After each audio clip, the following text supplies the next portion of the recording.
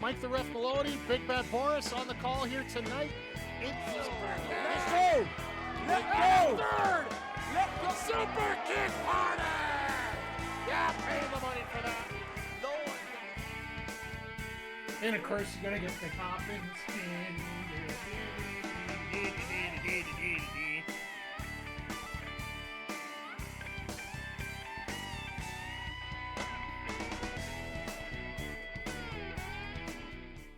Hey, yo, yo, yo, and away we go. Happy Wednesday. Happy AEW Dynamite Day.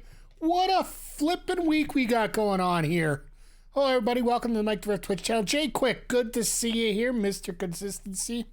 Sorry I haven't been on the last few days here. Monday, I'm on call for work. Sunday, by the time I got home from Gamescom, which, let me tell you, I think I'll talk about a little bit more tomorrow because it's more of a gaming thing than a wrestling thing, but my God, the experience I had there at Gamescom on the weekend was just phenomenal. Just such a positive atmosphere, such great action, a lot of great games to look at. Makes me realize I really got to start working on Steam a little bit more here. So, but and then the Oilers, they're absolutely apocalyptic demolition of Florida on Saturday. Which is absolutely, I didn't expect it to be that much, but I did expect the win for the Oilers just so they could lose it in 5 in Florida. Then, of course, last night, miracles never cease to amaze. Oilers put in a full team effort and ends up winning 5-3. So now they're played on Friday again. So. Yeah, like I said, we got a ton of stuff to talk here about wrestling right now. I'll get to the pay-per-views in just a second here. The big thing that came out for me is breaking news. We're going to get our first ever European Dynamite and Collision coming up here the week before All In. Last year, they actually had to tape the shows in North America prior to going over to England for the All In show. They're going to Cardiff the week of All In and having Dynamite and Collision situate out there, which I think is absolutely great. You're going to see it. You're going to see an absolute fantastic. I was going to say a Dynamite atmosphere, but that would be already one of those out without even blinking here. But yeah, it's fantastic. And yeah, the news about the pay-per-views going to Triller, I don't know if that's a good thing or a bad thing.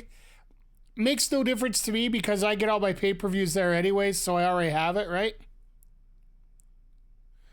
That might be a bad sign for Bleacher Report with Triller. The only other thing that worries me is if Triller's getting that, what happens to the US deal? That's the only other thing I'm worried about here. If the U.S. ends up being on Dynamite Atmosphere is a great take. Hey, you know what? You saw it on the weekend what Clash of the Castle looked like. And now you're going to get to see what AEW's atmosphere is going to be like there. By the way, Vic, good to see you here tonight. Good to see everybody here tonight. It is an electric atmosphere. There is a lot of hype going on. I will tell you something, guys. All right. Full disclosure, I wanted to do the Nintendo Direct last night, but I was not going to wait. I actually sat in my work truck, clocked out for an hour just so I could watch. When there was like a three game hit all in a row.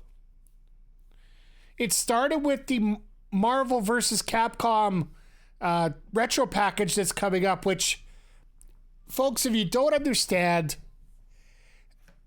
Marvel vs. Capcom 2 has not been available to pick up legally since 2009. And it is highly regarded as one of the best games ever. Then follow that with a new Mario Party, which is going to have 20-person online. Hello. And then, why not? Because it was on I I believe it was on the original Xbox store. Or wherever these sections were. It was pre that generation. So they were just, nobody ever picked it up, and then all of a sudden they took it off the market. So like a copy of MVC2 has got to be, they're like $120. So nobody wants to buy that. Then you got the Mario Party. Then you got the new Zelda game that was announced for my birthday. Ah!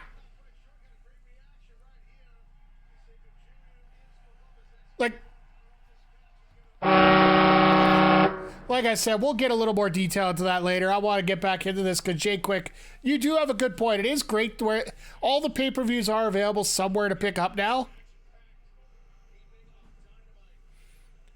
My favorite AEW moment. At this point, I have to think moments. Well, my favorite one live was the Britt Baker entrance. When they had Dynamite here in Edmonton, just experiencing that. Honestly, at that time when she was around, that was pretty much an Undertaker moment for the people that were there. Everybody just stopped and watched.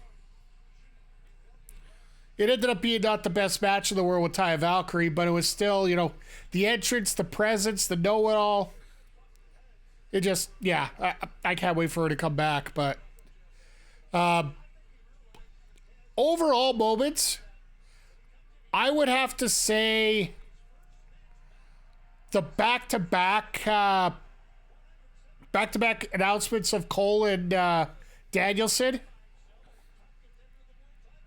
would be one of my favorites.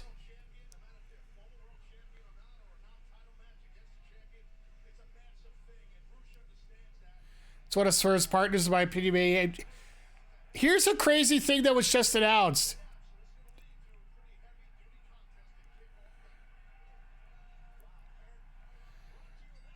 That was at All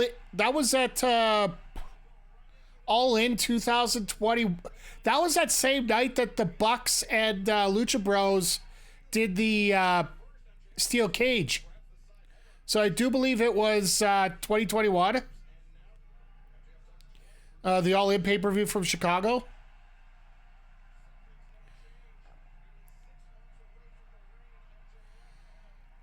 Here's the other thing that scares me right now, Jay Quick, and this is another thing that just came down the pipe. 2 days after Blood and Guts, 2 days, Swerve Strickland's going to be facing Amazing Red at House of Glory. That just broke an hour ago. July 26th, that match is going down. Swerve, MJF, maybe Ospreay. I don't think Ospreay gets involved, to be perfectly honest. Ha! I love MJF. So yeah, how the hell are you doing today? Like I said, there is an energy and a vibe going on here.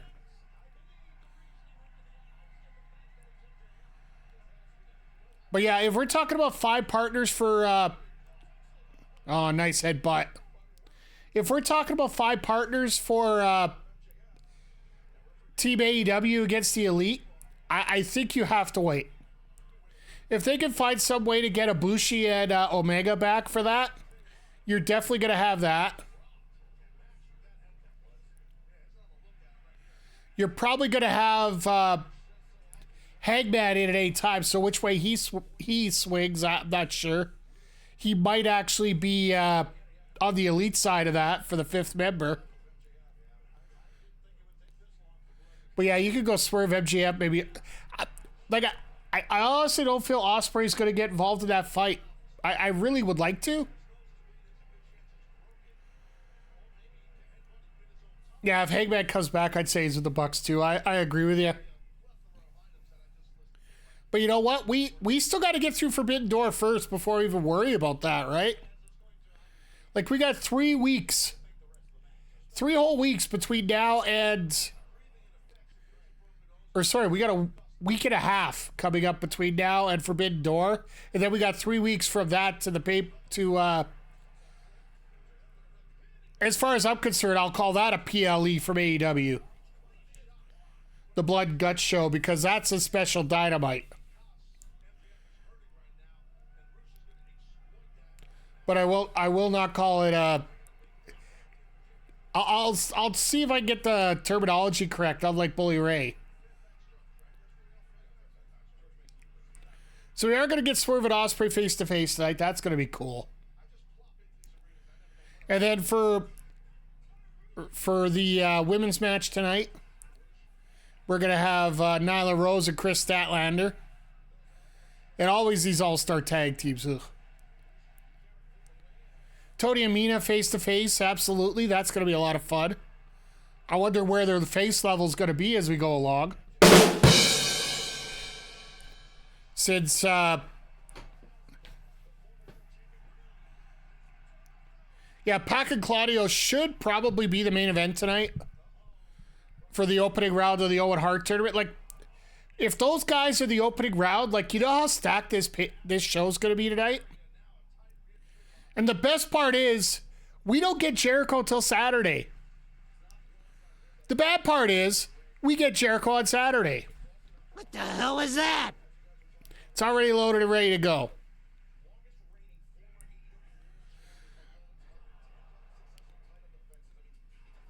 It is... Well, the thing is with Tony Khan, he is always willing to put his top match first. And I've seen it happen many times, and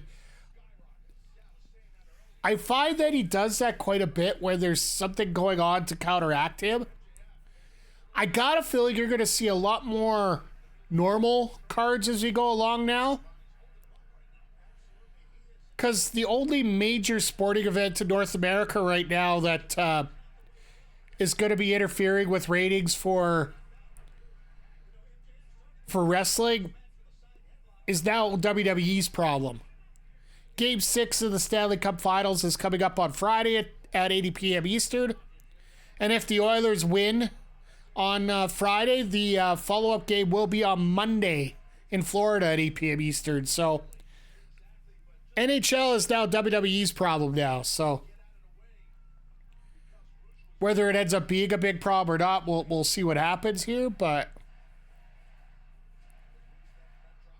so in your opinion, Mike, do you think Triller having the AEW pay-per-view library, do you think that's a message to Bleach? No, because I think it'll go there too.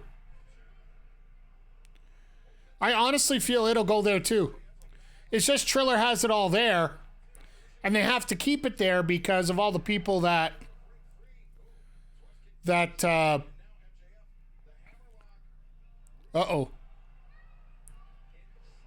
Hammerlock DDT. We haven't seen that from him in a while. But I don't think that's a message to Bleacher Report. And like, for example, I bought each of these pay-per-views through the Triller app, formerly Fight TV. They come with unlimited replays, right? So I can go back and watch whatever I want. So if I get free use of it from now on, why not keep it there? From what I've seen, it's $20 if you want to pick up per year, which still isn't an optimal thing. That's why I don't think this is going to be a permanent thing.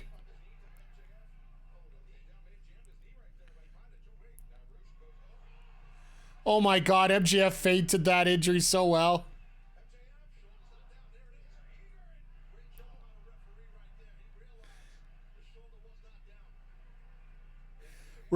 That's a interesting way to break a cover. I hope it's a message to Bleacher Report for apparently the connections they've been having over there are absolutely horrible.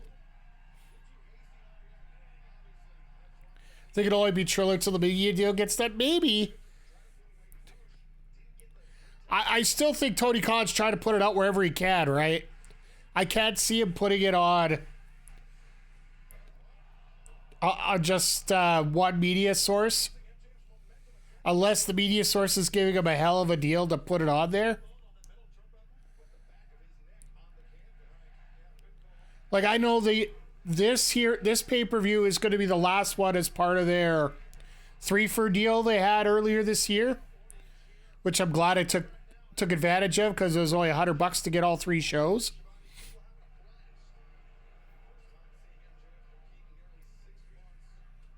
They might even announce something here coming up in August. We'll see.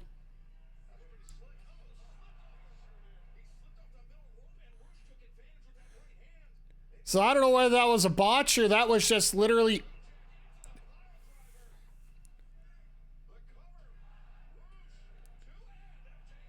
Then you got a month break that it's Wembley. Yeah, like, well, you got a month and a half break because it's at the end of August, right?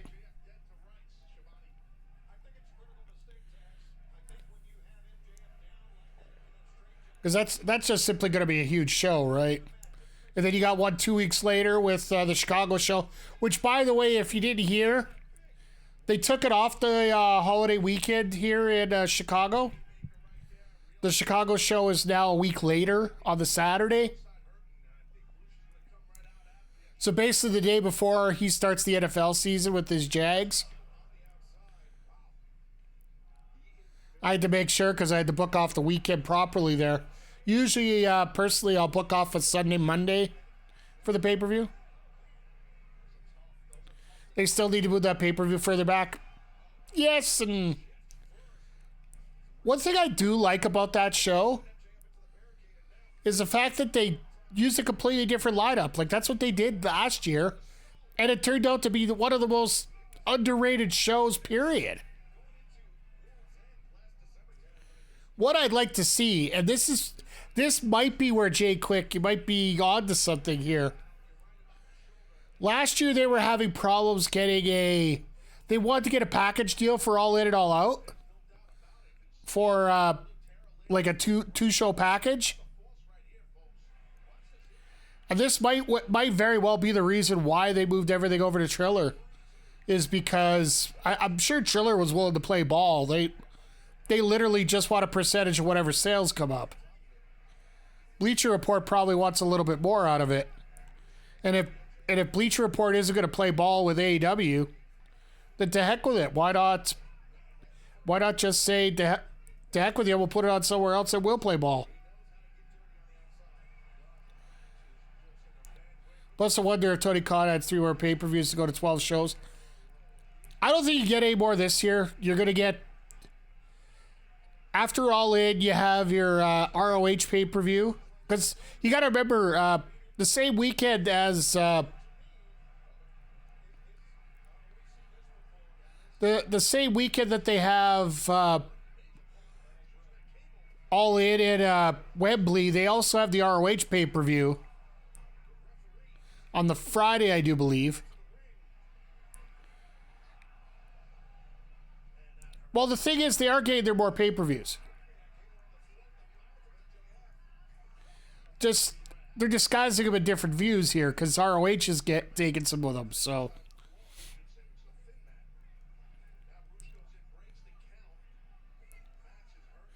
Because you got to remember, they got Grand Slam in September, they got... Wrestle Dream in October, November, and then December's World's End. So they're lined up for the rest of the year. Because they count Blood and Guts as their July show. Oh yeah, Full Gear, that's right. Sorry, I had to throw that one in the middle there, I guess. So yeah, they're covered for their shows for the rest of the year. Grand Slam in September, Wrestle Dream in October, Full Gear in November, World's End in December. So there you go. Mr. Iceman! Surprised you still have a voice out to the floor. It ain't a choke job yet. It's a choke job on Monday, not now. I'm still not going to believe that they'll take the series until Game 7's done and in the books. And I'm pretty sure Zodiac would agree with me on that point, so... Forgive me, I didn't finish my smoothie here today, so...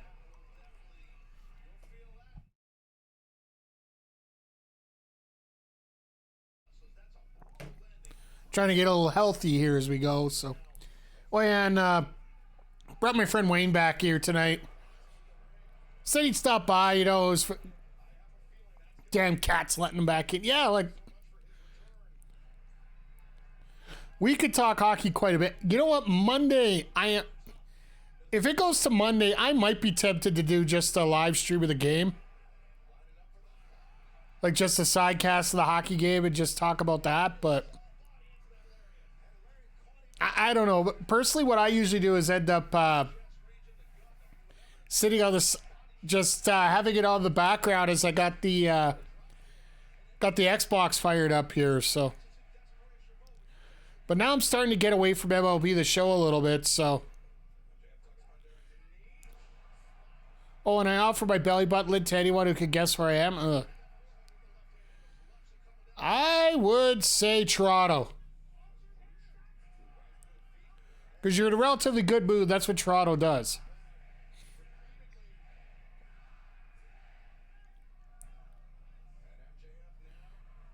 So what I think about the Uncle Howdy stuff, I'll be honest, I'm not into all this over-the-top grotesque violence. Halloween, all right, let me throw some background to you just to clarify here. Personally, I have what's called a, it's not a depression, but it's hypersensitivity to scenarios around me.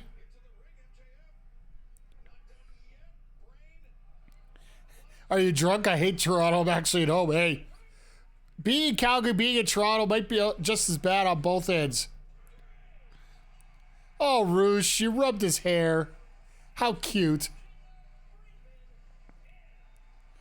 So, like, when it comes up to our Halloween game in October, you notice that I don't play anything with a lot of jump scares in it. I play a lot of darker themes, but not necessarily scary themes. Like Metroid Dread had a bit of jump scares, but you see them coming for the most part. And the Bayonetta ones, you got some gross creatures, but the only nightmares you're going to get is because you can't beat one of the bosses for 5 hours.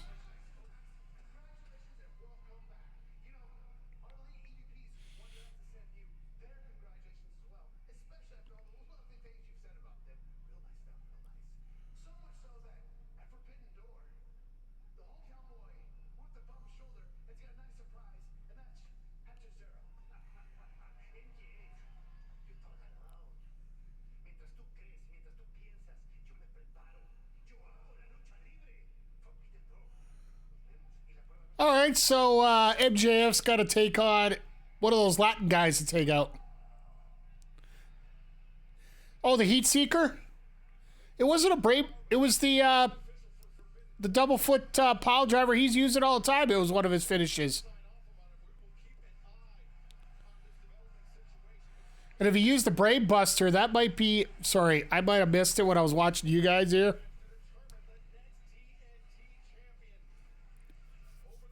But yeah, he might be doing that as a shot at Adam Cole too, right? Very, very well could be in that position here. And I apologize, Chad, if I missed it. But popping back and forth between watching the match here. But yeah, like MJF always does everything for a reason. But I'm glad that MJF is getting a match in his hometown. That way that'll get that chant out of the way.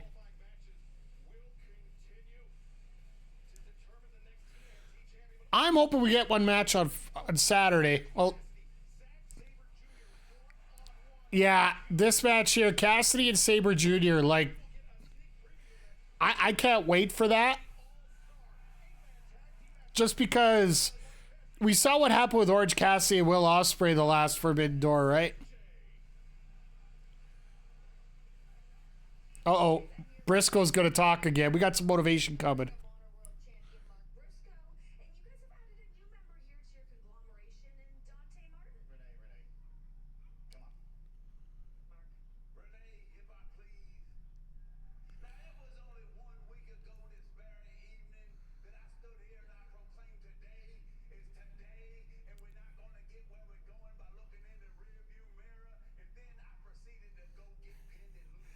Somebody translate.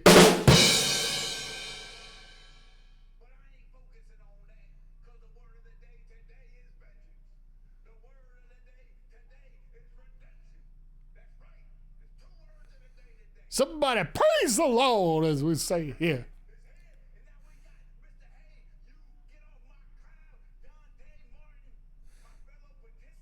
Hey, you get off my clown?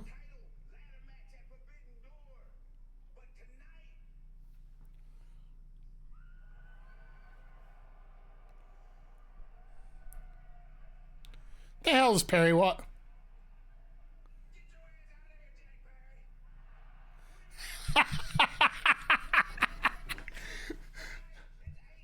That was great.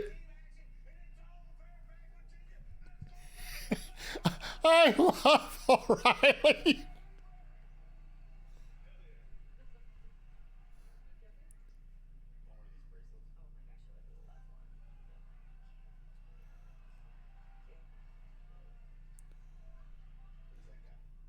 Yeah, who is that guy? O'Reilly is like, switch to keycap. No, he's perfect there.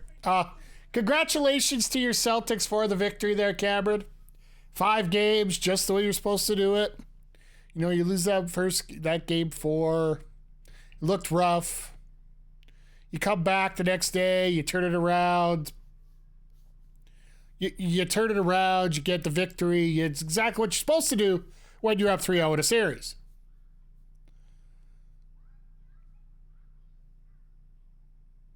I better shut up on my follow-up comments here because Zodiac is a valued member of the community, and he's joining me here next Sunday here for the AEW Forbidden Door show. Which, by the way, folks, if you want to stop by, I really appreciate it.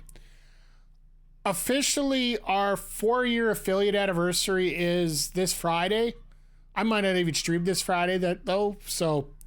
We're actually deciding to, you're kicking down the Forbidden Door. Let's go. I need to get a boot sound going in here.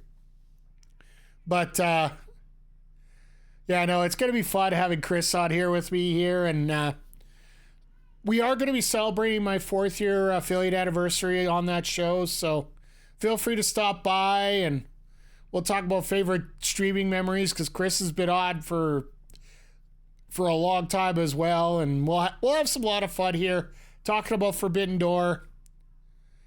We got CMLL, we got Stardom, we got NJPW, and I heard there's some interesting people that have showed their face in town prior to the show today.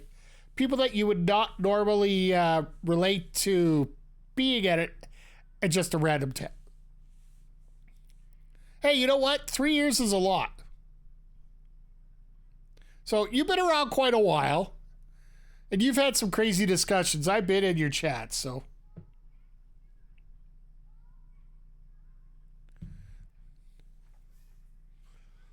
But yeah, you know what? We're just gonna have fun. We're definitely gonna be talking hockey there while we're at it too. Probably about how the Panthers got everything together in Game 7, just to make it an extra showcase for everybody. Our community certainly no crazy. Hey, so does this one. But the one thing I am proud of the most here, take out the bots. Take out the bots, they don't count. I've had to ban one person. I've had to ban one person in 4 years. That he threatened my life, so it's all good. So my Red Sox looking so good this week, huh? You know what? They're not looking so good right now. They just gave up the lead, by the way, just for the record.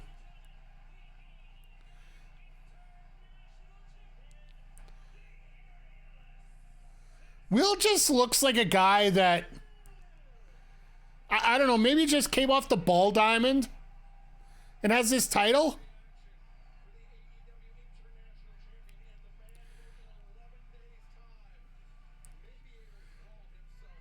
Oh, you're going Red Sox Jays Fenway on Monday. Hey, it'll be great to see you there. Hopefully you can help tell them to stop stealing so many bases, because that's all they ever do nowadays.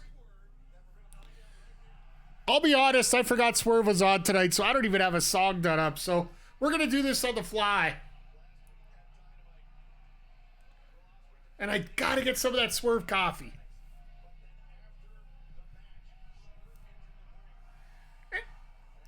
And a swerve when I drive, and a swerve and a drive, and I'm gonna talk to Will because we're gonna have some thrills, and we're gonna spin away because it's Juneteenth Day. There we go. I was trying to remember the exact name of the holiday. By the way, all due respect, everybody, please make sure you appreciate Juneteenth Day here in the States here. It's very important for the culture all across the world, not just in the States, as this world just needs to get better overall. And this is coming from a guy from the Texas of Canada, so. I don't like to get too political here, but one day I want Swerve to do the Donna dance. He might one day. I want to see these two dance like they did in Defy there.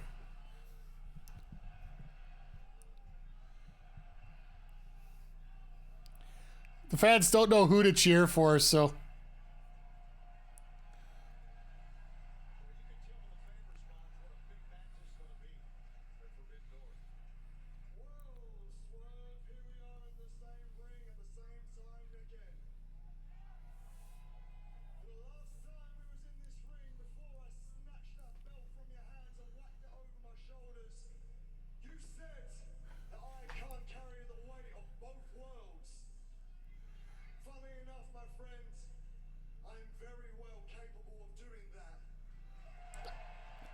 I think you're right, Ospreay, Ricochet, maybe at Wembley, yeah. I think that makes the most sense. That's why you blow a match like this off right now.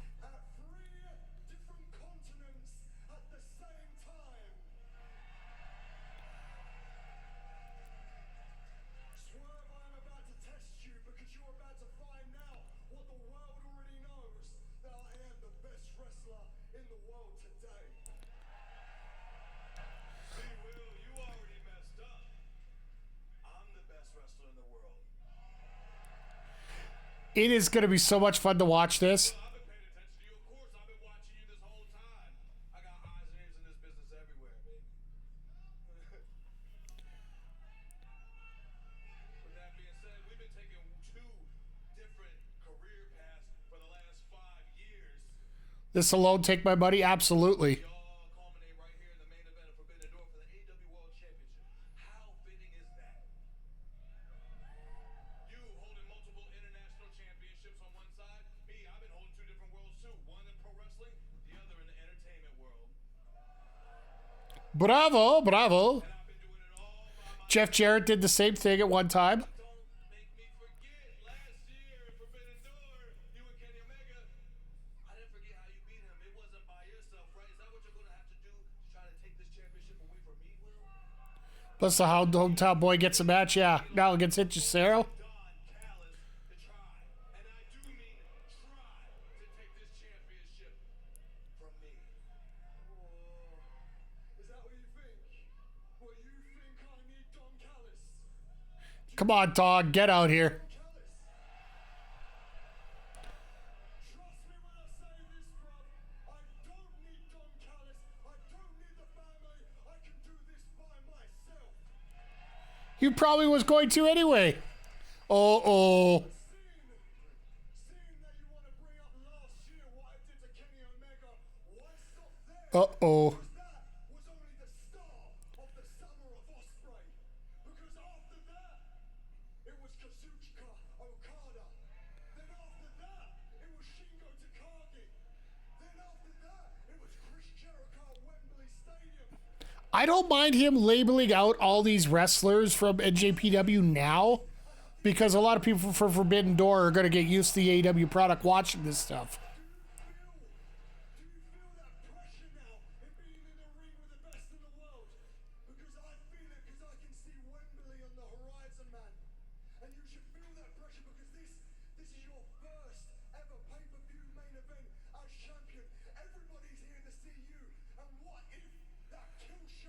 That's right. He wasn't a main event last show. Are you that confident? What?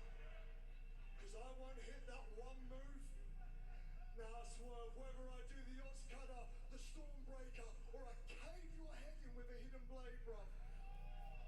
The next morning, you'll wake up without that championship, and that pain that you feel when you walk down that ramp isn't going to be as bad when you look at all these people and you say that Will Ospreay was on another level. That pain won't be as bad, but the pain.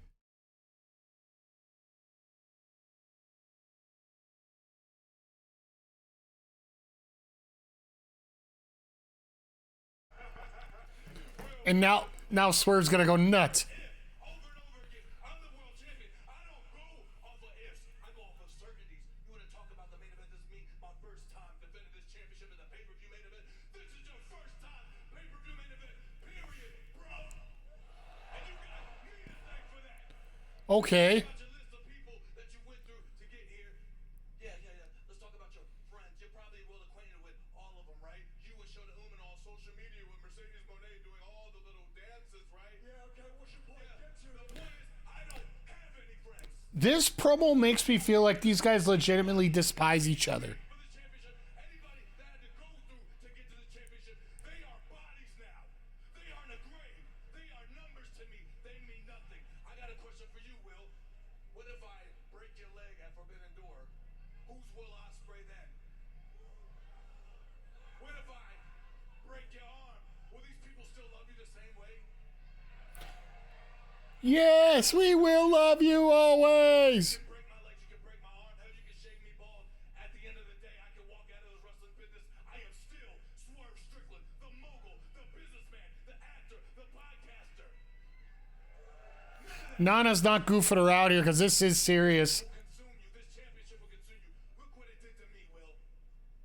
I'm trying to educate you. You gotta sacrifice and sacrifice and sacrifice that much more to be in the position I am. And you don't get that yet. You gotta sacrifice the things you love. Hell, you gotta have to sacrifice the love of this business. You gotta have to sacrifice your love of your wife at home. This is amazing. The love of your son. Ooh. Somebody brought up Son. Don't you dare mention my son again.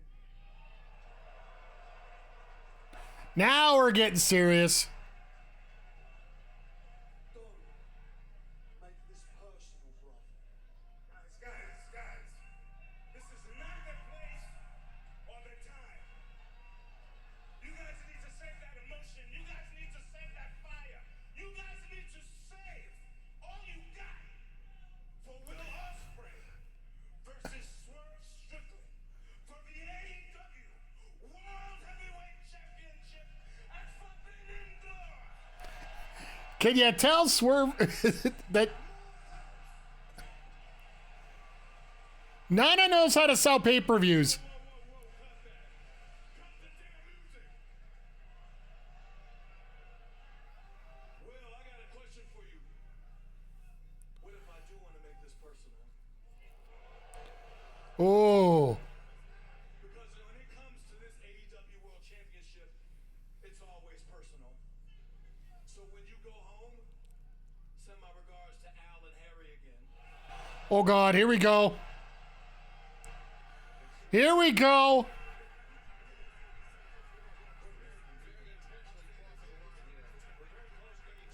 All right.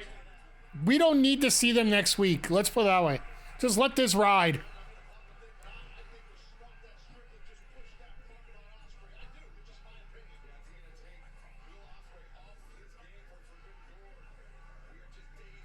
And these guys are talking about a minute.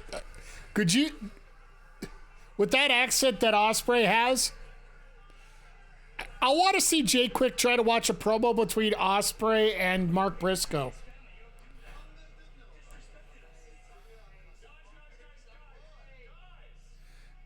I know Will Ospreay better than his own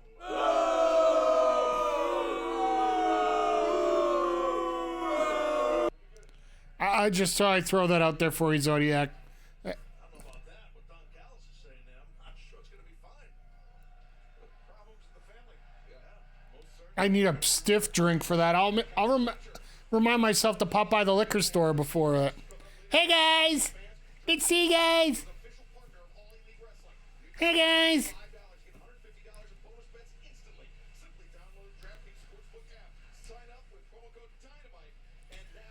All right.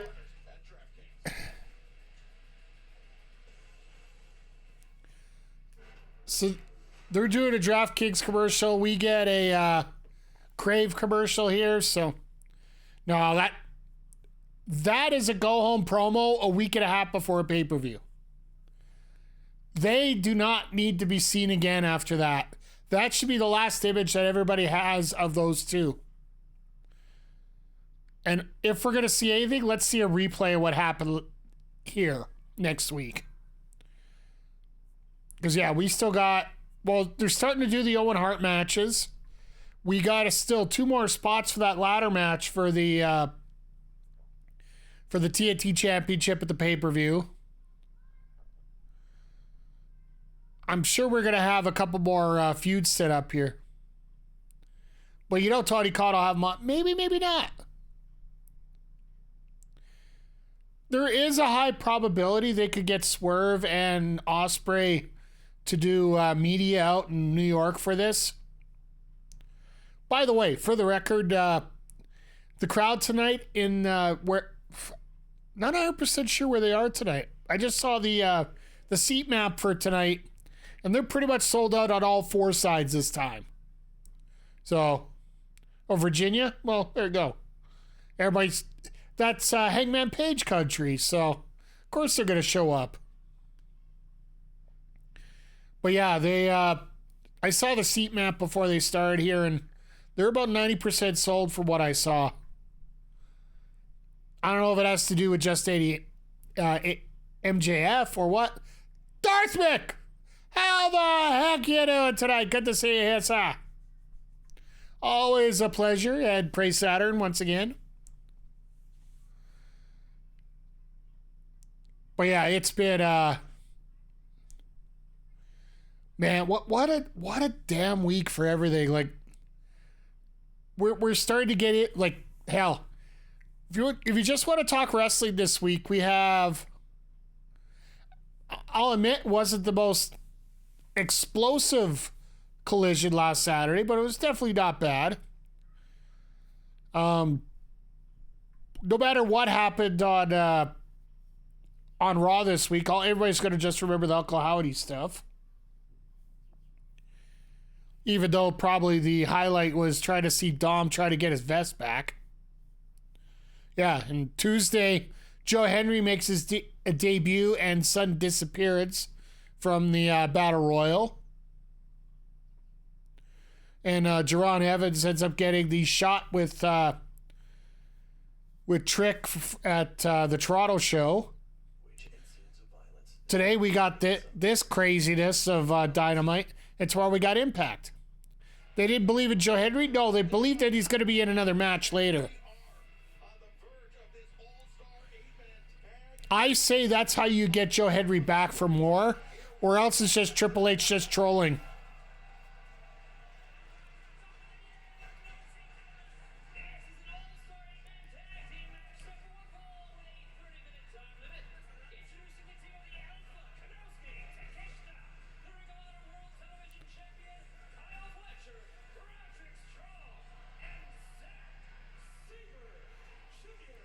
Triple H was like, here, you wanted him? You get a minute. Yeah, well, here's the other thing.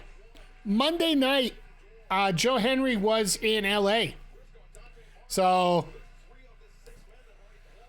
the fact that he wasn't there for much of the Battle Royal, this actually made a lot of sense about how they got rid of him. The fact that he was first. First in, first out, everybody beat him, throw him out. He wasn't there for anything, so he isn't there to practice with everybody about what their spots and everything are. Get him out in a hurry.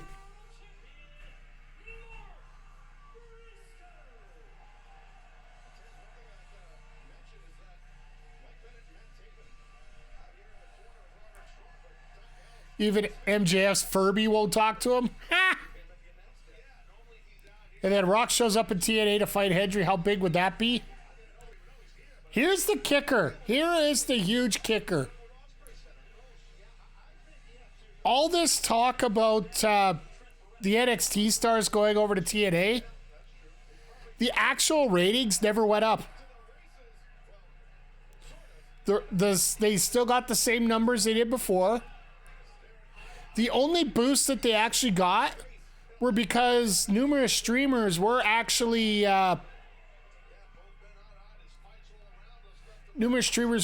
sidecasting it, but doing an actual visual sidecast. Not just with this, but they'd actually have the video on their screens. Outside of those couple hundred that, I would have to say close to a couple thousand for the number that were doing it. There really wasn't a whole change in numbers, so it's going to be interesting to see what comes out of it long term.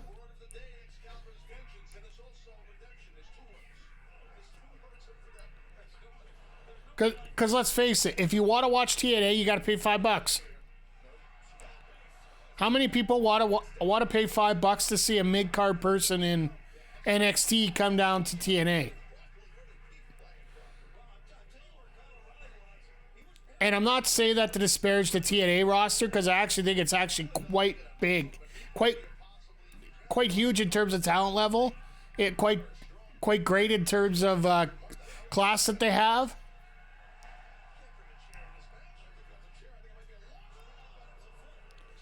Well, Takeshita just said nope to the chair. Lucky I got the channel from my cable company.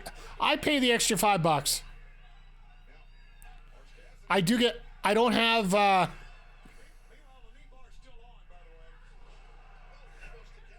and the knee bar is still.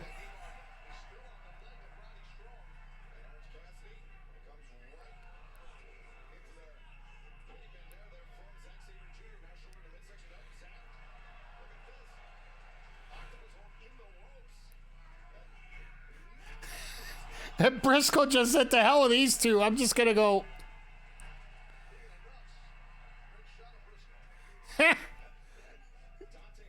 Talking about nuts, yeah.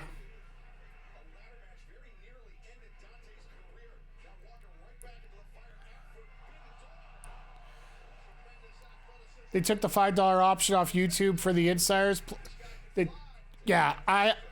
For a while I did subscribe to their app until they got rid of Demore. The end of the year when they got sold and whatnot, I got rid of it. The reason I had it there is because I didn't mind watching a bit of the library in there, because all the original $9.99 streams that they had every Wednesday, I have them on DVD here at home, so I don't need them for it. So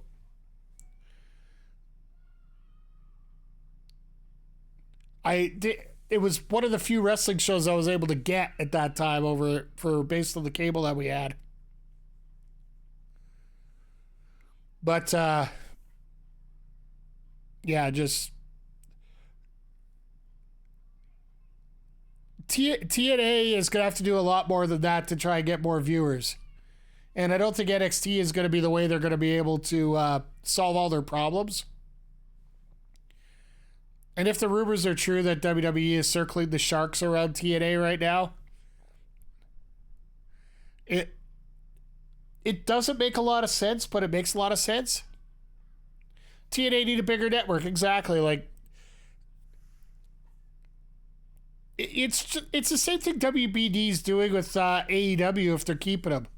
They're hoping that in some way they increase numbers, and I'll tell you this, if they actually get a contract, I do feel that I feel there might be a possibility that a lot more people might start watching them a little bit more, for the fact that there's less uncertainty behind these guys now. Put TNA on CMT. Get along, little doggy, come watch this triple threat. But they won't get off the network, Anthem, because Anthem owns them. That's where they're going to put them. Anthem hopes that's what was going to bring them on. In many ways, this could be just an asset. And this could be an asset they'd be willing to dump. That literally all they got is boxing and New Japan. Because they do have New Japan on their network on tape delay, so. Wasn't CMT TNA's first home, though? No, it was Spike, wasn't it?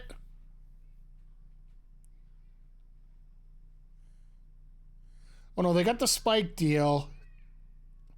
Fox Sports was their Explosion show. They did have two different channels there for a while there. Basically, Explosion is Sunday Night Heat for them. I think after the weekly pay-per-views, they actually did do a split with Fox Sports and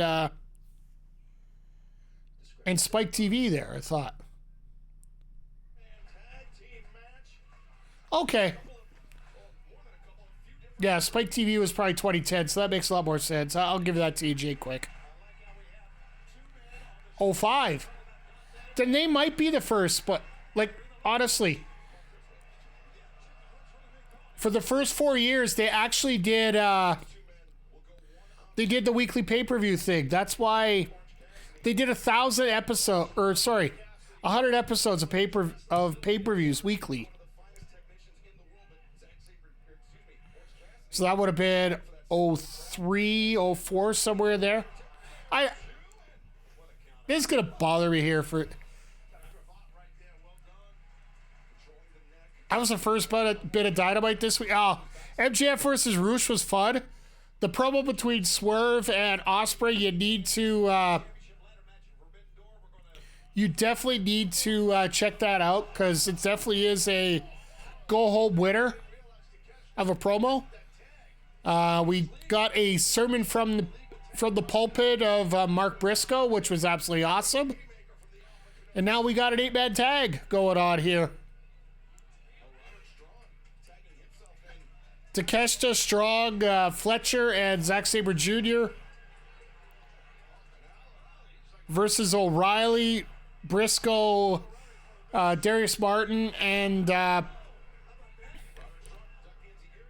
Orange Cassidy. So it's been a lot of fun. We've had a lot of talk here about a lot of different things.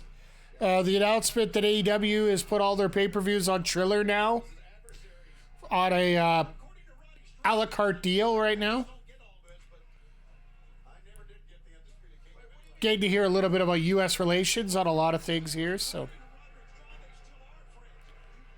Okay, so yeah, Fox Sports was a small deal. Yeah, that makes sense. Like a 2-year deal or something like that.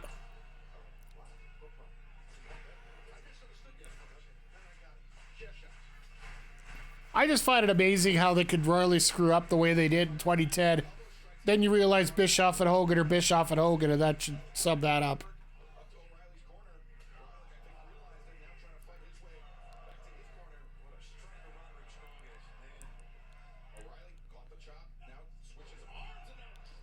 That was interesting. That was nice. I want to see Sabre Jr. and Kyle O'Reilly have a match. That would be a lot of fun.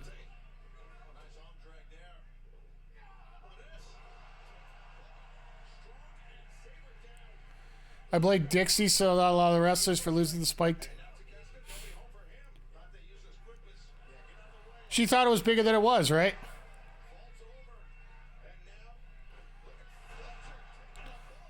Although they were doing just fine until Dixie Carter accidentally leaked that Vince Russo was on the payroll.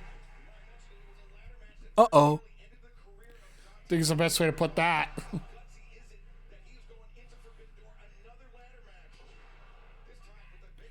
But a lot of people blame Dixie, but it's simple. Who put Russo in there in the first place?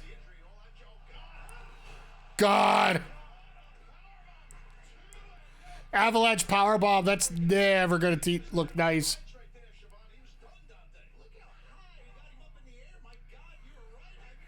Jarrett got let go for sleeping with Angle's wife. Let's just say a little bit of drama as we went around.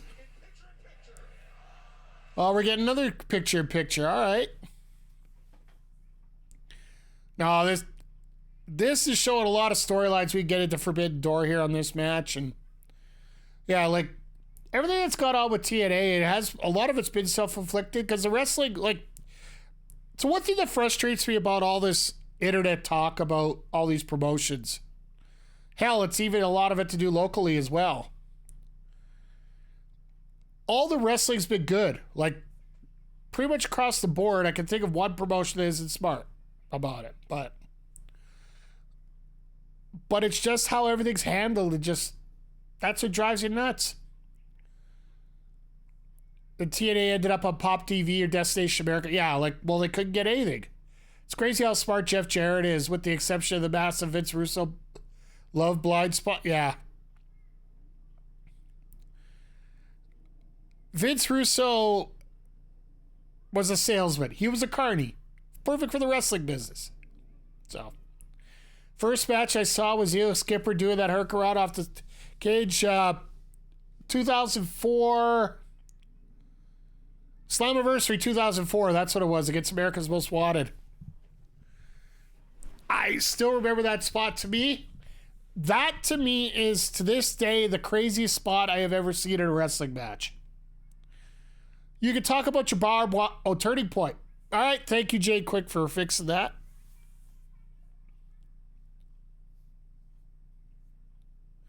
(2018-29) was Impact was rough being a that. Don't apologize. No, that's one thing you guys should learn about me by now. I don't mind being corrected. I love when people bring up facts and just prove. I'd rather have things right than to just have me spew off stuff and believe that it's right. Sort of like every time Zodiac reminds me that the Panthers are going to win the cup this week. So, but yeah, that spot was that to me was my favorite move of all time. It didn't involve any crazy extra stuff. Didn't have to go through any extra tables, no chairs involved. It was a cage, yes, but 99% of that was the packing on to what Dad Bod's saying here. 80% of that move was Elix Skipper. 20% of that move was Don West Call.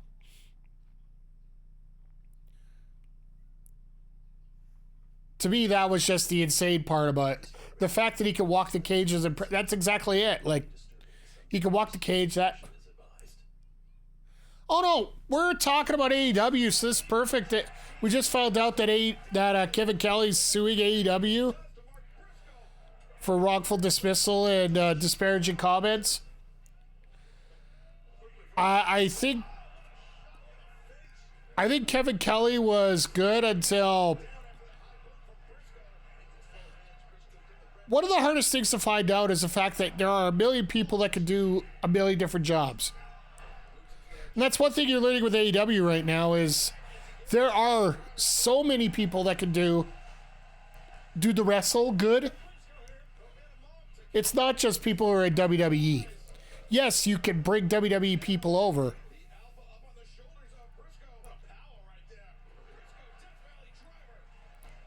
So when it comes to that, it's just about the character.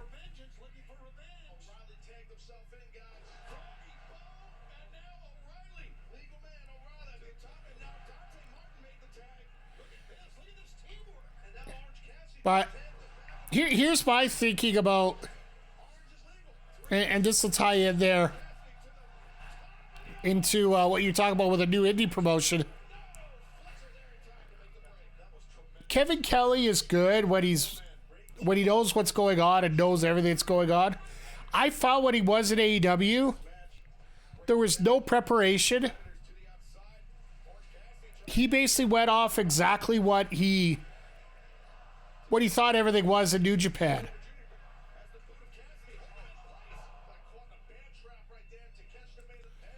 Oh yeah, getting back to my name drop, Cats and Six. I would rather take the odds of winning the lottery both Friday and Saturday than just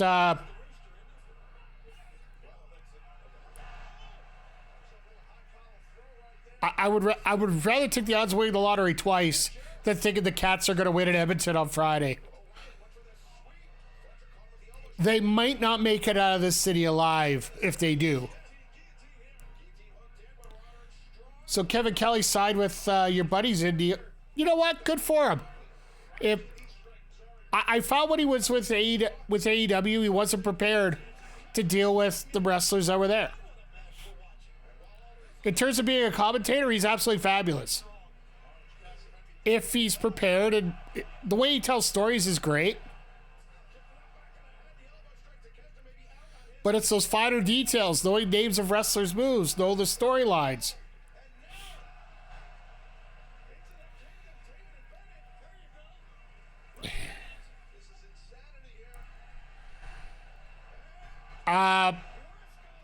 I wouldn't be so sure about that, Zodiac. I have met Edmonton's worst, and yeah, they won't riot. So,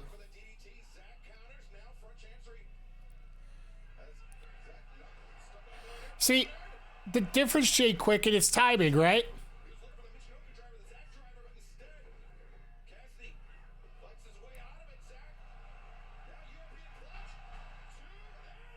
Nice breakup, Kyle. Damn, this match is great. Oh, sorry, I have to back up here for a second here.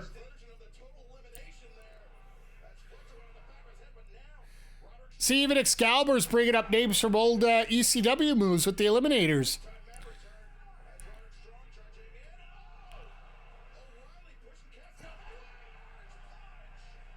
And Strong eats the pin.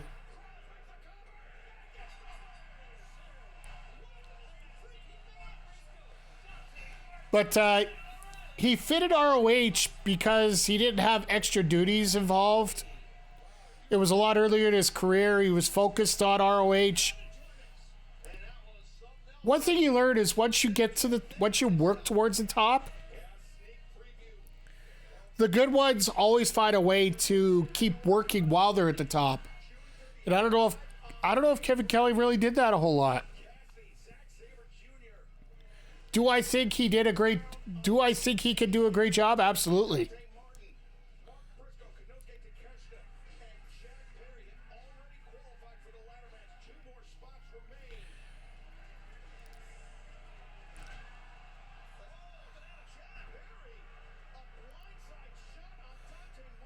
Good old Perry. Perry's going to go after Briscoe. All right, there we go with Takeshita. Good Taz, good commentator when he went from WWE to Impact. Some people just know how to talk, though. There's a difference. It's all about attitude, too. And this is quite often why I think you need a former wrestler on the desk. More so for the fact that if you want to get a really good commentator who's a wrestler, they know what it's like to have to grind, to work, to get better, to improve and whatnot. And the ones that want to stay at the commentary desk will continue to improve all the time. Hola, Stephanie. Thanks for sending me your partner Zeuxis last week to try to soften me up. She felt so For those that don't know, I have been at the gym and going back and forth between me and AEW. Hey, McG, always appreciated. So glad you could join us for when you can as you go. We've been talking a lot of Impact. We've been talking a lot of Kevin Kelly over here for the last 20 minutes. What I'm hearing is that David Arquette needs to be on commentary. So, you know what? David Arquette is not necessarily going to be the worst person because he's going to work to get better. If you haven't seen it, he actually had a documentary about how he wanted to make a comeback in wrestling.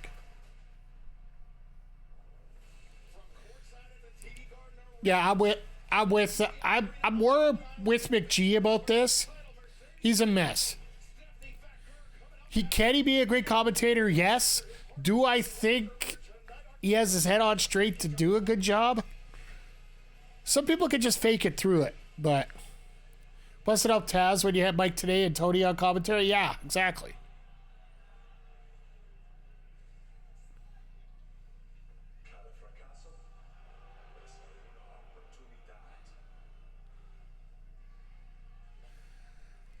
Since Rush lost Los Ingobernables,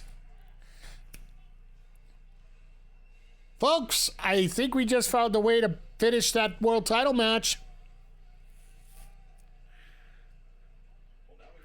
I think I think you're right there, Jay Quick. That's exactly where I'm getting at with this. He's bigger than what he is, and he doesn't have to work hard at it. How good is Cassidy and Sabre going to be? I think it's going to be an absolute spectacle, to say the least. Especially with this new attitude that Cassidy's been starting to follow. It's just been insane about what's been going on here with Cassidy and Sabre. Like,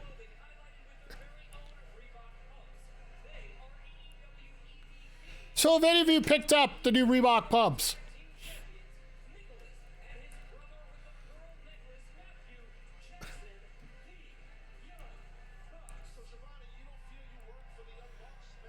You know what? I don't mind this.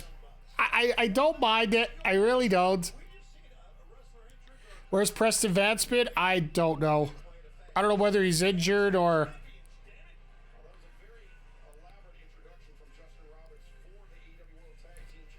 Aren't they sold? They're close. They're very close to sold out. I don't know if they are actually sold out. What I saw about 3 o'clock today is they had 90% sold. This could be scary.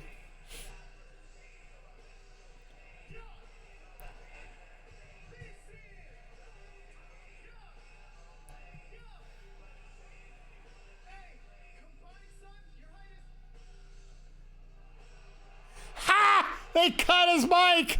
Thank you! Thank you! That's funny.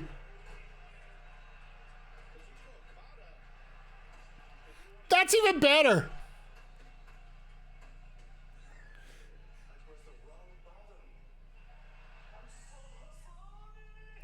I'm so sorry. Ah.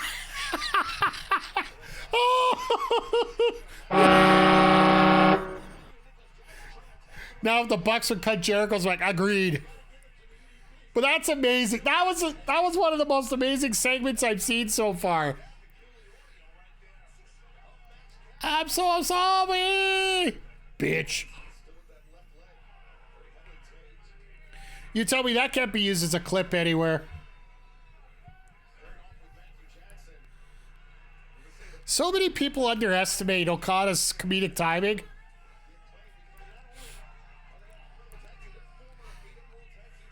Have you seen his new shirt? Yeah, I have. I'm trying my best not to see new shirts right now because my closet is way too full. And I got to start cleaning out a little bit.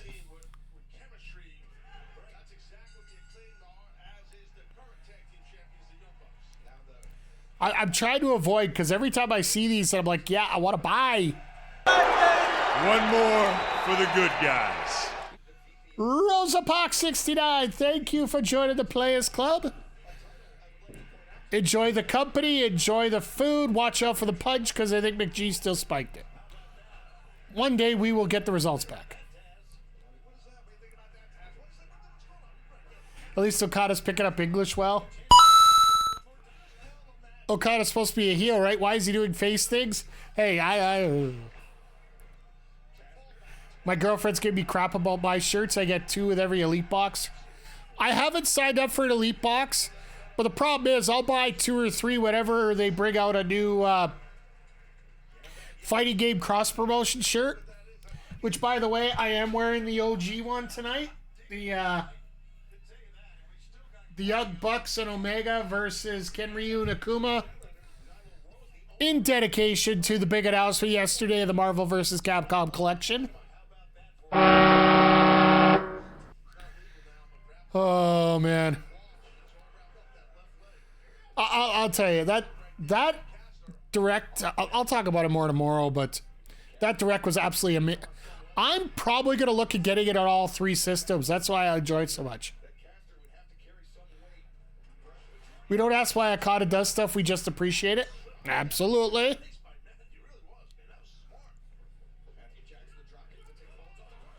Whoa. Caster went over in a hurry there. A great direct, but that's the only announcement that matters. No, I'll be honest. I enjoyed a couple other things, and I think one was directed towards me directly. So, especially when he cuts Caster's mic, you know, it's just magic. Sometimes just magical things happen.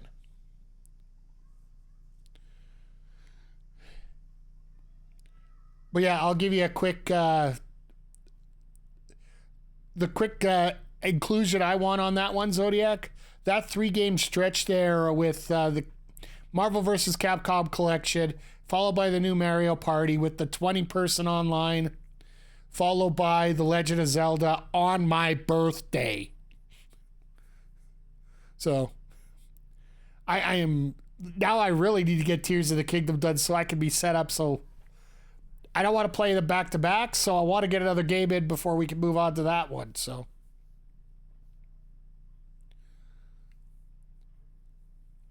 the Marvel Collection is upsetting since it's not on Xbox. I've said it before and I'll say it again. There is what I think it is personally is there are some characters in that game that PlayStation owns. And I bet you one of the rules was they don't get it on Xbox. And the easiest one I could give is Spooderman.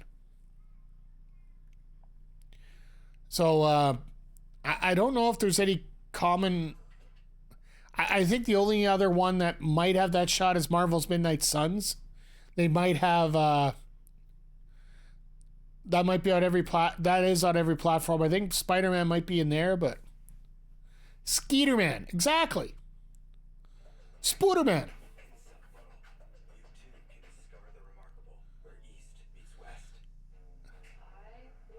Spooderman and his arch nemesis Venom. Alright, sorry, you're not getting free advertising on me yet, Google. Come on now. So Mr. Okada can be there on Saturday and cut Jericho's mic.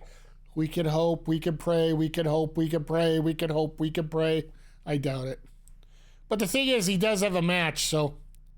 I wonder if Jericho's actually just going to carry a mic out during the match and just have it in the corner and let Big Bill do all the work during the match. Fairfax, Virginia. All right.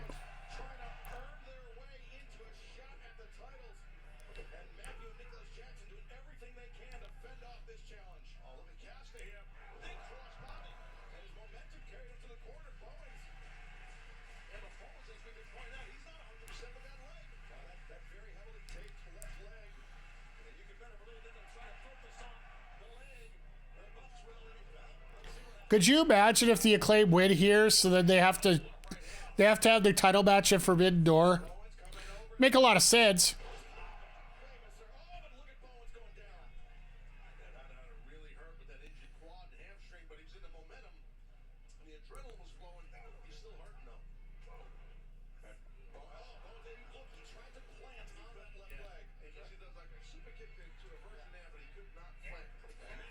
Well, Jackson's going to take advantage of that. But no, just... For video game announcements, I think this summer, now that this whole summer stretch has gone by, I don't see a lot coming out for the summer. The only game I have pre-ordered for the summer here is that speedrunning challenge for NES.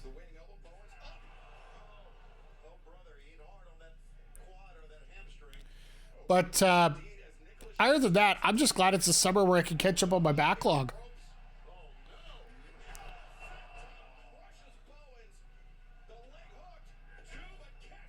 Oh, and I'll tell you right now, the Marvel vs. Capcom collection, it'll be announced at EVO when the release date is.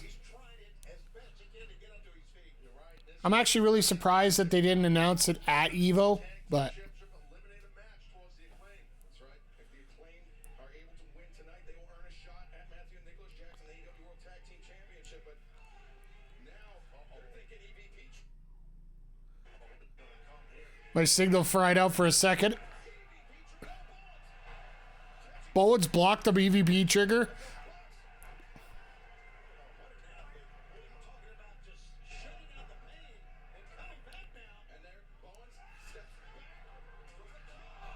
Nintendo probably paid for the rights to the announce. Wouldn't surprise me.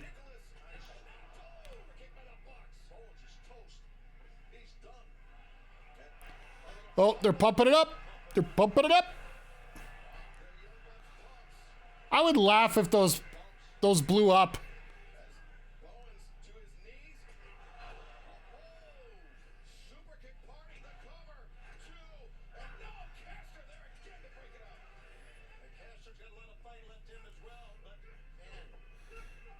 I love Matt when Nick's getting beaten up. Nick's getting beaten up. He's still arguing with the referee. Jesus, that kick was great. They singled out Bowens. That's what's happening right here. Yeah, Matthew and Nicholas Jackson, they smell the blood in the water. Looking for that TK driver. But instead, a good counter by Bowens. Very good counter there. Oh, referee's in the middle. That's not a good thing. Good old mule kick.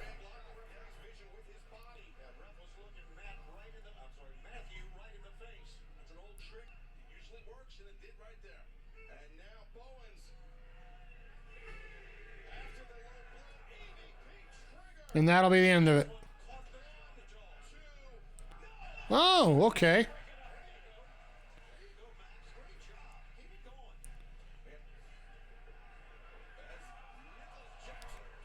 They're giving us a little extra time. They've already stated that they're getting an overrun tonight. I do find it funny. They might as well just say it's an overrun permanently now at this point. Especially if... at least until they get the contract signed, I'd almost guarantee they get an overrun whatever they want.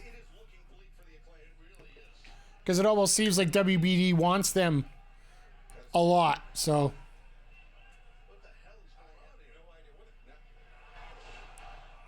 Really? A super sliced bread?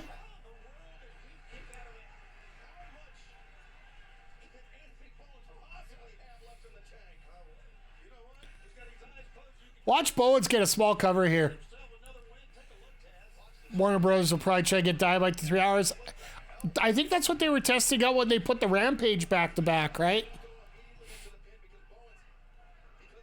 Because the reason they had to do sort of the back-to-back scenario like that is because they're only contracted for X and Y, right? So if you move it around, you do have to proclaim that this is our hour of Rampage this week and whatnot.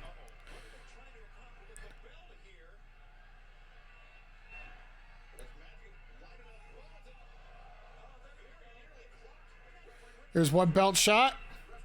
Oh, there you go. Backfire Jones!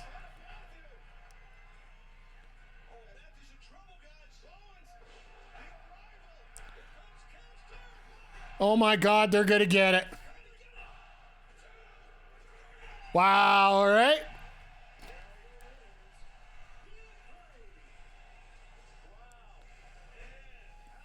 Yeah, so now we're probably gonna get the Acclaim versus the Bucks at Forbidden Door, probably, so.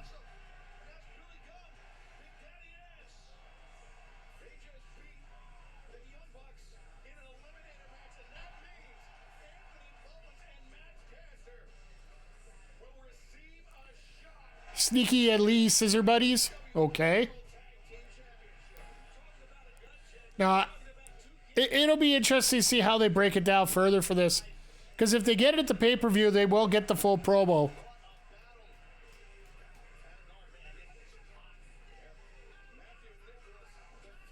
The Acclaim snip the EVPs. I love the side.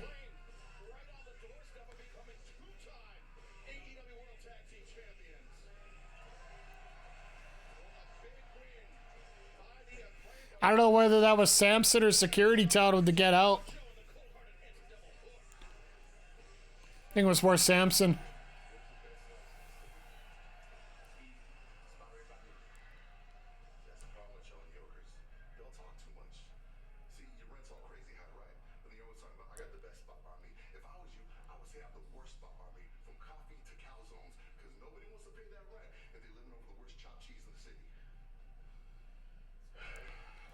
I love how they do the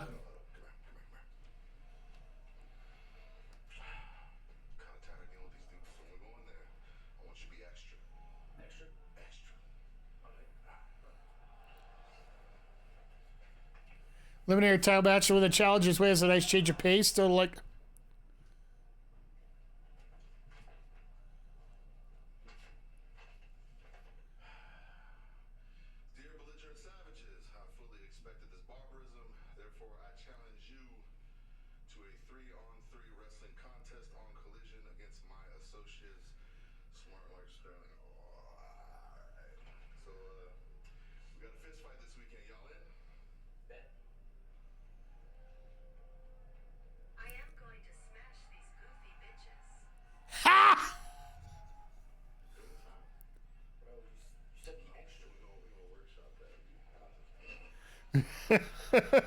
all right, I love this.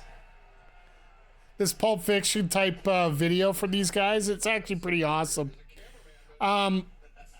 Zodiac, to your point, do you know how many Eliminator matches have been with the challenger winning? Do you know how many times this happened? Chat, feel free to chime in. Let me know how many times you think it's happened. I will tell you, this isn't the first time this has happened, but just giving you guys a second to absorb Mariah May and everybody coming into the ring right now. So 2, no, incorrect. Closer. I believe this is officially now the 4th time this has happened. Because Rio's won one. Mariah May drive me crazy. I was going to give you the sarcastic drum roll, but no. I can see how you deserve that. This might be the first time that a male has won it, though. The other 3 times were all females.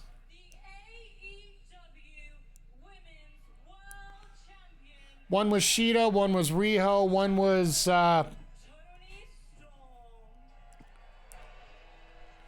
to remember who the 3rd one was. Oh, contract say nothing bad will happen.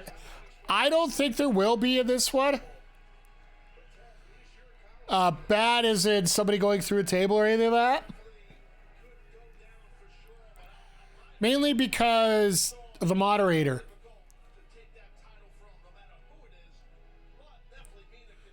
With Mariah there, I don't think they're going to do anything stupid in that sense. Will this turn into a bunch of sexual innuendo for the next 4 minutes? Probably.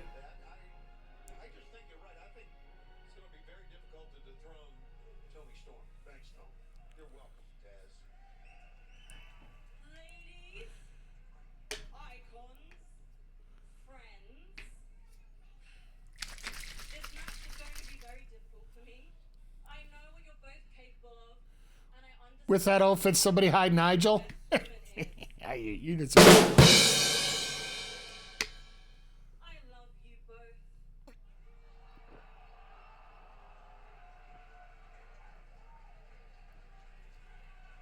Aw, such a feel-good moment. No matter what happens at Forbidden Door, Mariah. Shout. Here for as long as we don't have a broad patties match. All right, well, Toni Storm. that In Stardom, you are a legend. In AEW, you became a star. But as champion, you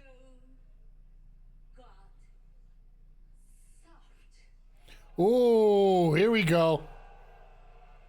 You got weak. Oh. Everybody says Might need a shower after this segment.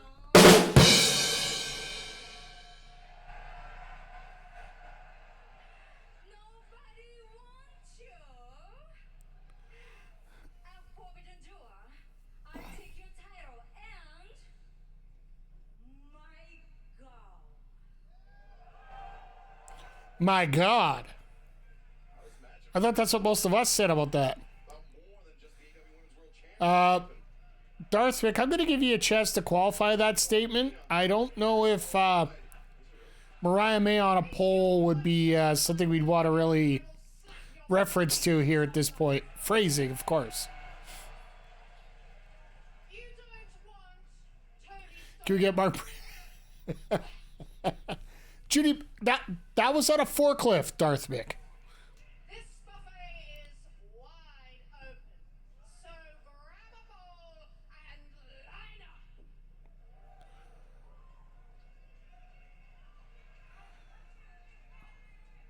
Because, darling, All right, that made. I have some advice for you. All right, let's hear this. Let's hear this advice. Chin up, tits out, and watch for the shoe. Well, there it is. That challenger has signed. Easier to say on a poll. Did you guys? Saber, it is official. For Forbidden Door on Anybody who's watching the VODs on this, Darth Vic, that isn't an AEW fan, is taking that differently. Mariah, you must choose. Oh. Or shut her. I am so. All right, this is how you end this segment better. I am so sick of this, and I am so sick of you. And you know what? I didn't come alone, bitch.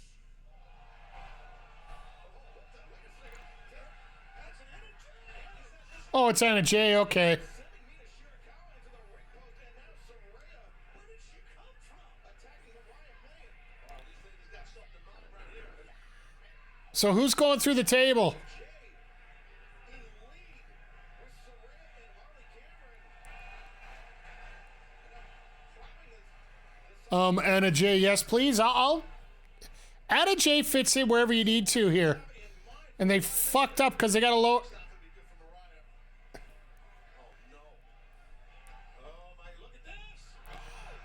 And Saraya eats a shoe. Protecting Mariah May. Toni Oh God.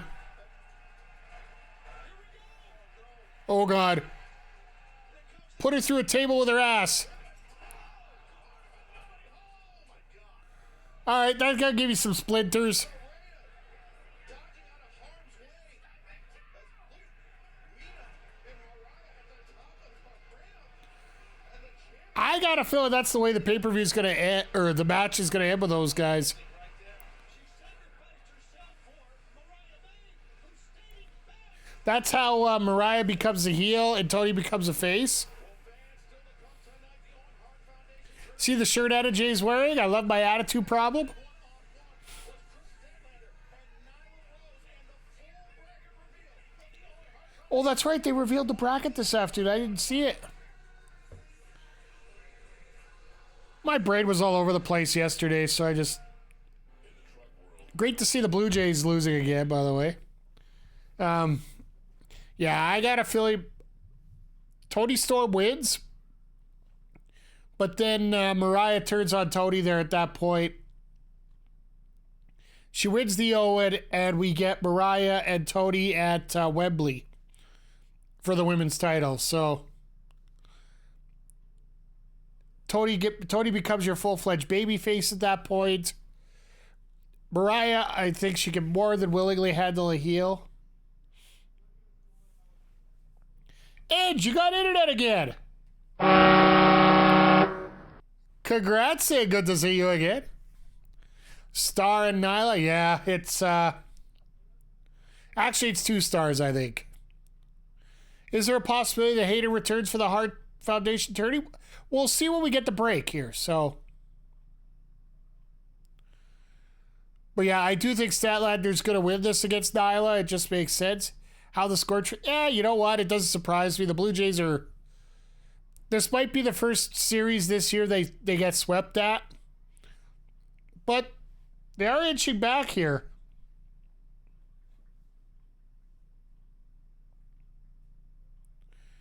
But yeah, Claudio and PAC tonight. Jeez, let's go. Like this tournament, you're not going to... that's the thing about AEW right now, and people should take advantage of it right now before we get the rest of these cuts coming, because I don't know if there's going to be cuts or there's going to be contracts running out, but we're going to have a dynamic shift here coming up in the next few months. Like, I'm sorry, with all these people coming in, there's got to be some people going out because they're just not going to be on TV. Unless you're going to completely segregate the 2 shows, which I don't think is the worst idea based on the amount of people you have on your roster.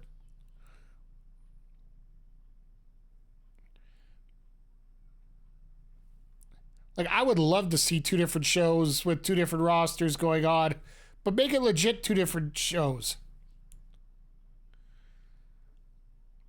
Have a look. You can do whatever crossover. You don't have to announce that you're moving somebody over. Somebody just moves over. And keep Caster, Jericho, and catering. Hey, I'll definitely give you that for that. But yeah, just like I was saying about this Owen Hart tournament, you literally cannot go wrong with whoever you got in this bracket here. And it would just make so much sense. Like, it's going to come up right now, and if there's some question marks, we might see a return of a Jamie Hayter and whatnot, but... Owen Hart Cup Quarterfinals. 8 hopefuls vying to win that tournament. Get a shot at the AEW World Heavyweight Championship at All In London. And the finals are going to be in just over 2 weeks. 3 weeks from now in Calgary, so...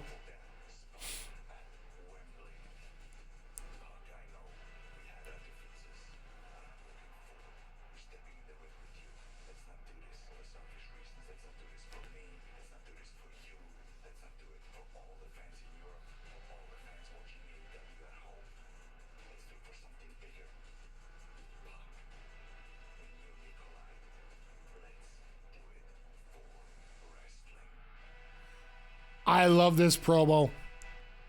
It's the whole basis. Oh, there we go. Claudio PAC, Danielson, Takagi. Holy crap. Ray Phoenix, Jay White. Jeff Jarrett gets a wild card spot. I wonder who...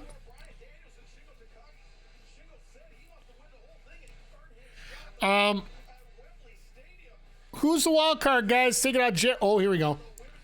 Willow, Serena, Nyla, Kris, Deonna, Hikaru Shida, Mariah May, Saraya. Well, there you go.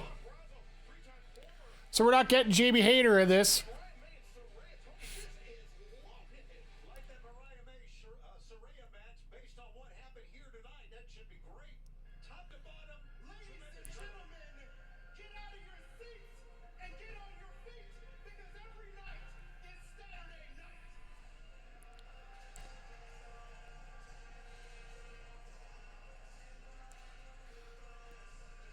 Yeah, it's going to be nice to see let Stokely cook.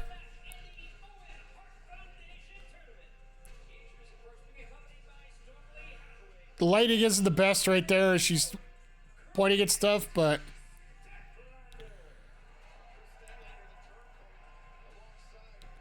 Ha!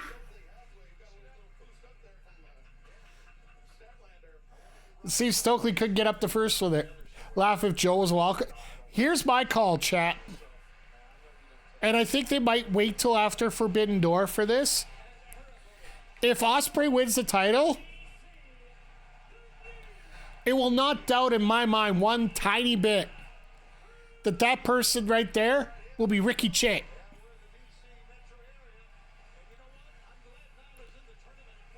if Swerve wins at Forbidden Door, the winner or that wild card spot will probably be Hangman. Wouldn't surprise me to be Hangman. KJ! Oh, you want shirt time? Well, I brought it up earlier. Today it's a little more generic. It's the Street Fighter Cross AEW shirt with the Bucks and Omega taking on Ryu, Canada, Kuba. In honor of the Marvel vs. Capcom collection being announced yesterday. Absolutely stoked over that. By the way, good to see you here tonight. As long as the wild card is... Hey, Mark Briscoe's got a wild mouth, so...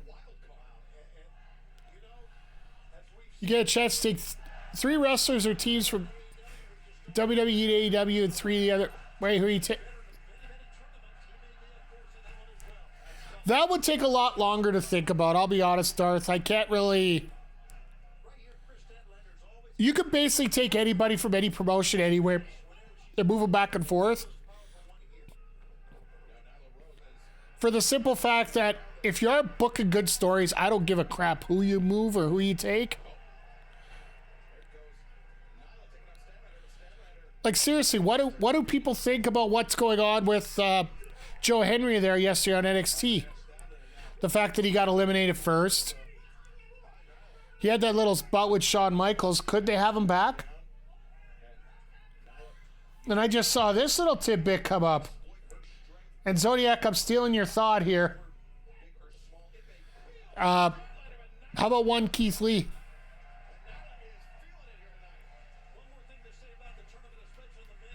Like that they had another TNA guy eliminated? Yeah, like...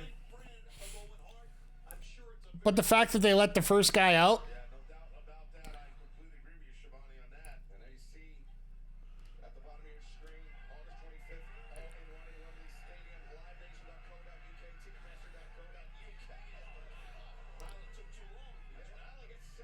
Oh no, it's fine. No, I'm going off Discord comments. I'm seeing pop up on my phone.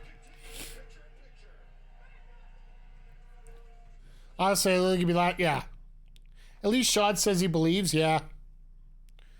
You know what? We'll see what happens there. When it comes to Hendry, I do think they're going to use him again. But like I said, you can take whatever wrestler you want. If you don't book them right, it ain't going to matter where you put them. Well, we'll look at Ricky Che. Like Ricky Che could have had an absolute fantastic run in the middle of the card, upper middle card in WWE, and now he's going to be a free agent coming up. I think the reason why he's a wild card is technically he's under contract till the end of the month, so they can't announce him till the 3rd. That would be the AEW Dynamite. Wow, those ropes are low.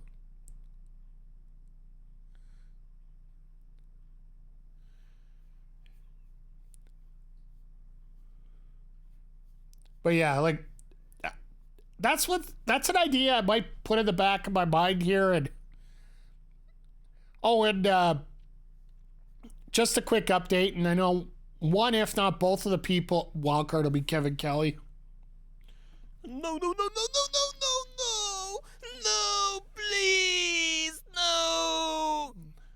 I still got that one nicely loaded up, ready to go. So, just a quick update, and I know this is a little bit behind and a lot behind, but for reasons outside of stream control, aka people have lives, and certain things happening. Sometimes I'm deciding which way we're gonna go with how the ref would book challenge here. I might decide to change it up, and we'll save that one for the fall, the full prediction here, or I might just do a solo booking video myself.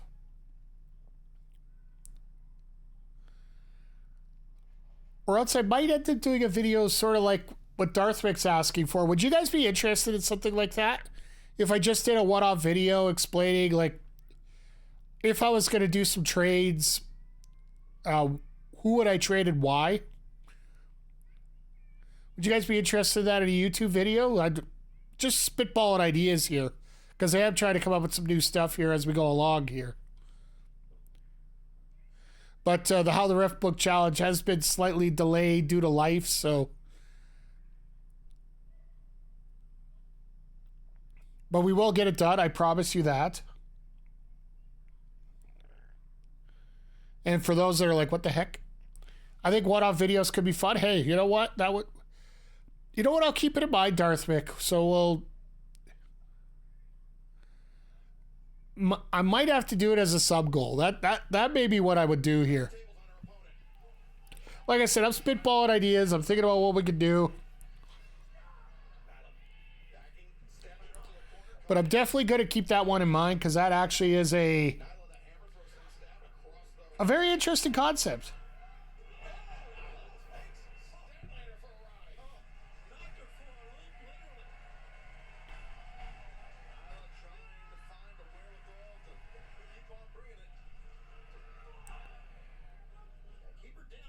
Sorry, just quickly. I love how the TNA app just sent out an email saying, just mentioning that something happened last night. It's like, wow, you're late.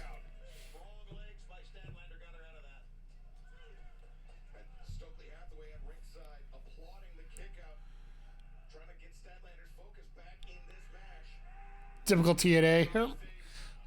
I will say this, and we set it off earlier in the show here. When it comes to production, that's the biggest production, marketing, and whatnot. That's what separates the top wrestling promotions now. It's not the talent anymore. It used to be you could tell where WWE had the top talent. Then you had your next level down, which was your ROHs, your Impacts, and whatnot. Your New Japan was even down there. Then you had your indies further down. Wrestling has got so much better now that you can't tell by just watching the matches in the ring. Just for the matches themselves. Which promotion's which. You could probably tell between like a low-level indie and WWE, of course.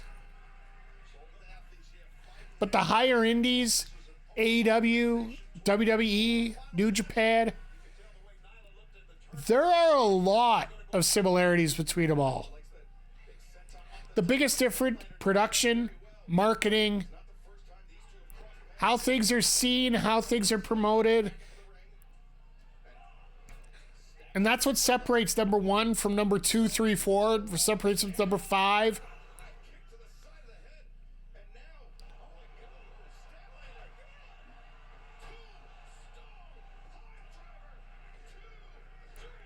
Modified Saturday Night Special, yet. Which, yeah, was a pile driver. I would have called it a modified Saturday Night Special just because it hypes up her finish. So next week, oh God. So we're going to get Willow Statlander.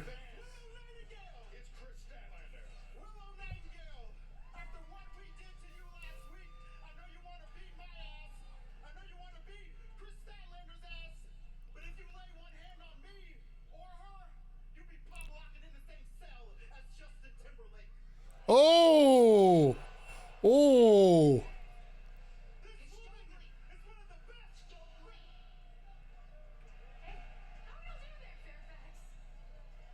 Fair. Owen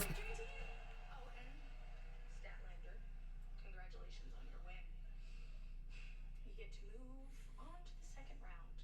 And I don't know if you saw the brackets, but I've got Serena Deeb this Friday on a Rampage right here in Fairfax, Virginia. All right. And when I win and move on to the second round, there will be no more running. I'll get to whoop your ass, Kris, and then I move one step closer to my goal of going to Wembley Stadium. So I'll see you all Friday. All right. First round match, Willow Nightingale, Serena Deeb coming up this Friday night, 10/9 Central on That scowl on Stokely's face says it all.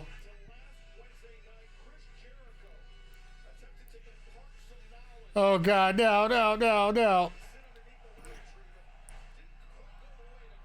All right. The obligatory. What the hell was that?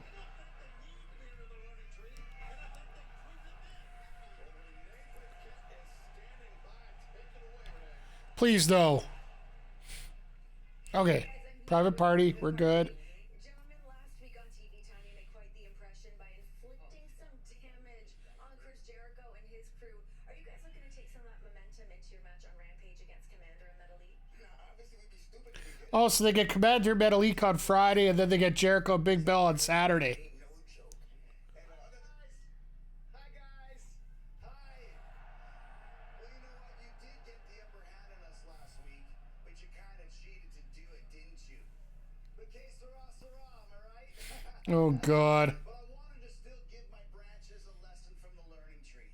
And this week's lesson is this.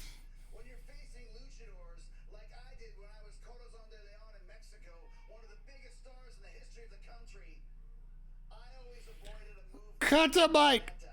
also known as a pile driver. Whenever someone tried to use that move on me, I said, that doesn't work for me, brother, and didn't do it. So keep that in mind. Thanks, guys. Thanks, everybody. What the hell was that? You boys made quite the first impression. Not all first impressions are good. We are really looking forward to our match with you on Saturday. And your match on Friday? We'll be watching. Thanks. Appreciate it. My God, Big Bill's taken to this. You better respect Chris Jericho. Respect Jericho? You should respect the end of. Who's the end of? Oh, the end of this. Whoa. Back to you guys. Thanks, guys. Ha! I'll give that. What the hell was that? I gotta throw that out to end the segment. We'll cleanse it that way. We'll cleanse it out of there.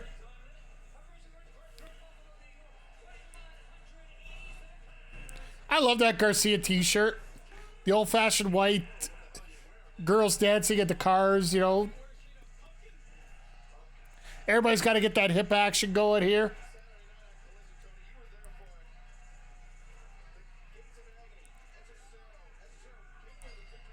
So, are they taking... Is he taking on... Oh, no. We got it all ready in the rig here.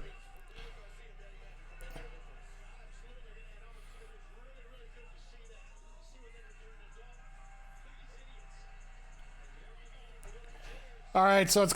I'm glad that Garcia's getting something, but...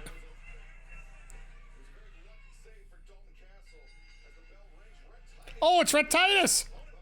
ROH alumni!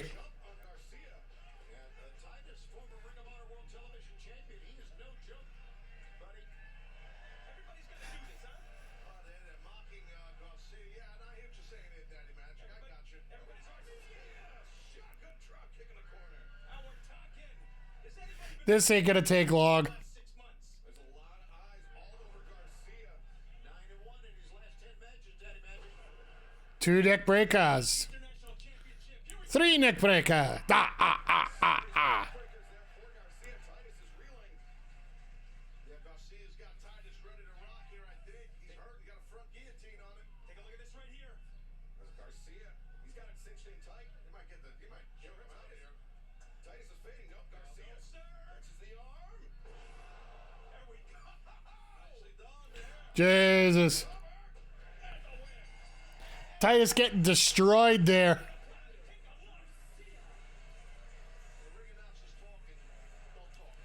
Somewhere Kenny King is like, I remember this Rhett Titus fella.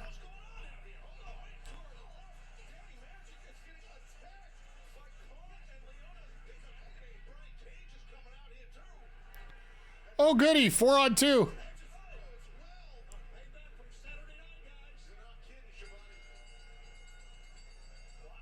So do we get MJF back out here again?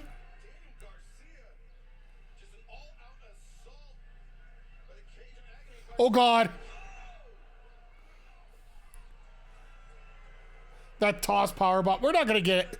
We won't get MJF out here because he'd have to help somebody. All right, I'll shut my mouth.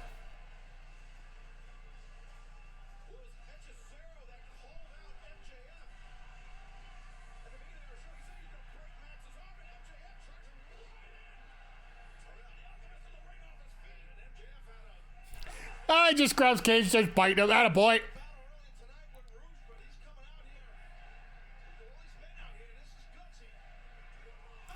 Ha! Double that shot.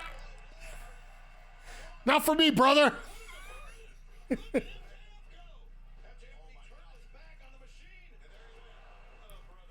Oh, God.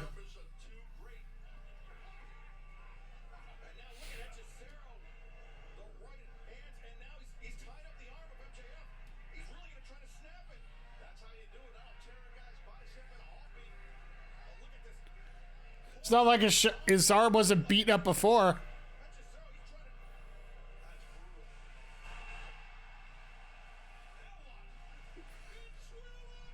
And now we're getting Ospreay out here. What the hell's he doing out here for?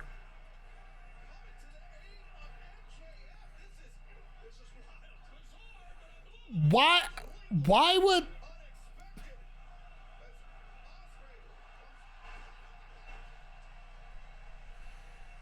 Okay. Can somebody fix the pieces for me here? I fixed my pieces. I'm good. I'm good. I'm good. I'm good. I'm good. Good.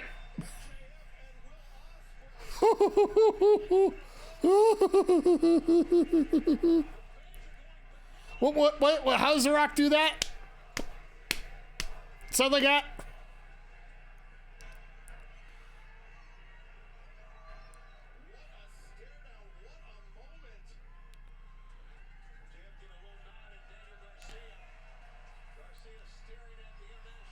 Oh, that was nice. And Garcia's like... Garcia wants that title.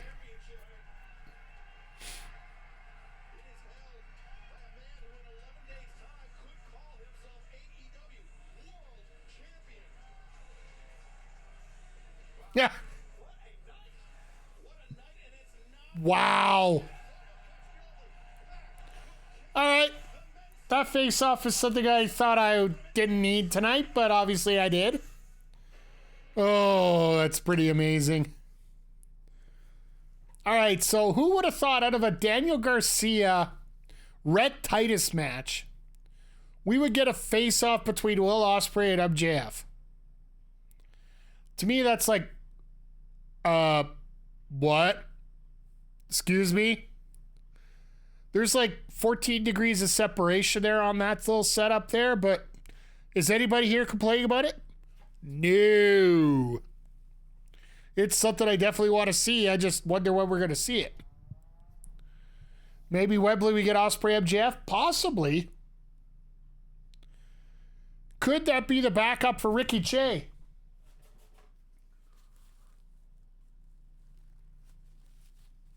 Sorry, a little bit of a nose issue there, so we could get that. We could get it at Grand Slam for all we know. We could get it all in. We got 2 pay-per-views in 2 weeks. Or in 3 weeks, sorry.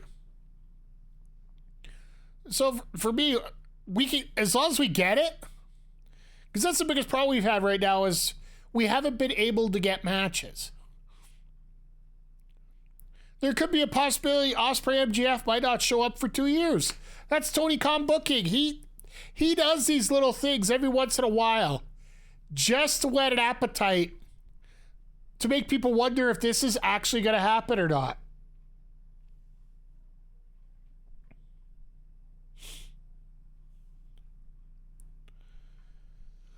But yeah, let me throw it out here real quick here because it is the last regular commercial break before the main event here. So as tradition, I break down everything that's going on the Twitch channel over this week.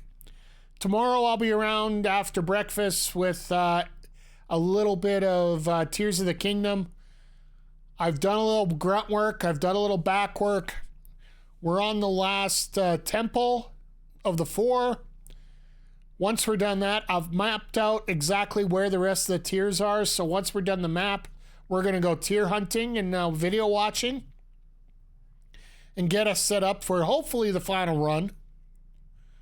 For some reason, I don't think it's going to be, but I digress. Friday, I'll be honest, I probably won't stream. I'm hoping to, but Game 6 here at Edmonton. I might stream after. I do want to get Garo Mark of the Wolves in here before the end of the month, because the Retro Hangover game of the month here on the Discord is Garo Mark of the Wolves, so I would like to get a play off of that. Saturday, we will be back here with Collision. That will be a ton of fun. Will, what was that about with you and MJF? Look, I couldn't give a crap about MJF. I saw Daniel Garcia needed help.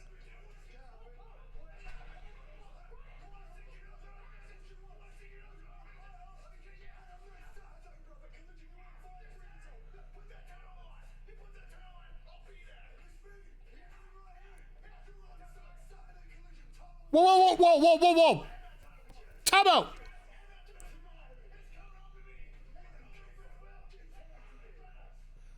Cage Ospreay Saturday?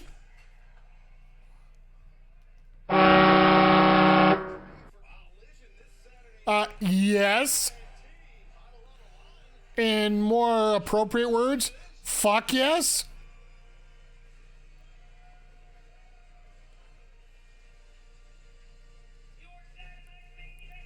Like, look at this here. Like, through this entire card here tonight, like, here's our main event. This could be a main event on a pay-per-view anywhere. Streets of Cage, bruv.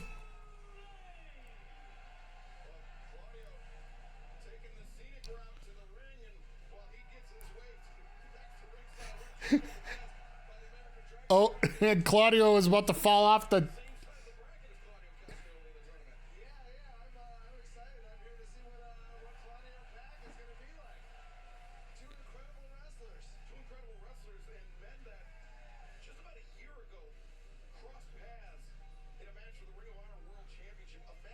Claudio's just having fun, and for me, that's the big thing. You can tell when Claudio's having fun versus, having to force himself into a certain storyline, certain talk and everything. He's just out here having fun, having good matches. And to me, that is the most amazing and best Claudio we can get.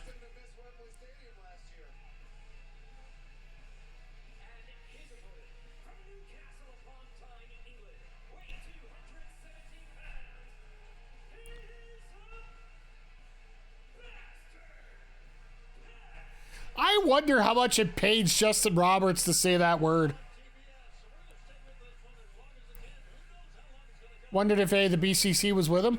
I think they were trying to say no seconds, but of course Stokely was out there. But Danielson's on commentary, and Moxley didn't get the phone call about it. If you didn't hear, John Moxley took his cell phone yesterday and threw it in a fire. And pretty much said he's not getting another one. Said a smoke signal or a carrier pigeon to get a hold of him. And that's what he said, not me.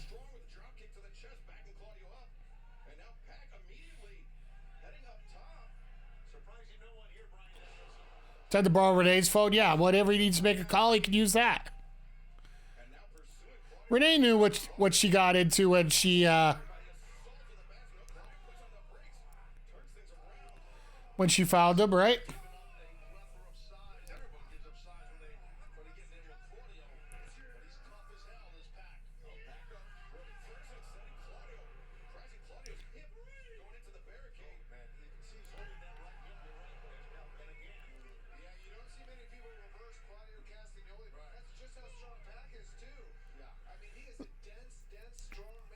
I love how Claudio or Danielson called PAC dense.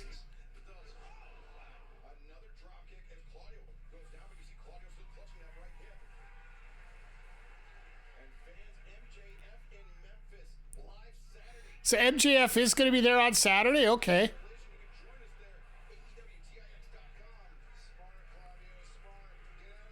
So, yeah, you got MJF there. You got Ospreay versus Cage. You're probably going to have one of the women's quarterfinals. MJF. Oh, there you go. Forbidden Door.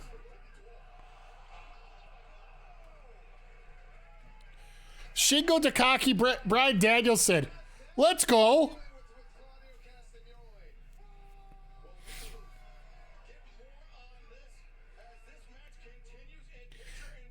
And yeah, Claudio just changes everything around there. MJF Ospreay. I honestly feel that we're not going to see anything from that for a while. Especially if Ospreay's hold that international title.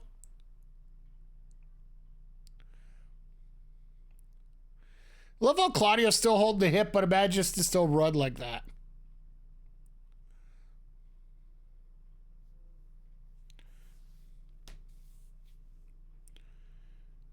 Yeah, I just can't wait. Like we're having so much fun here with all this stuff.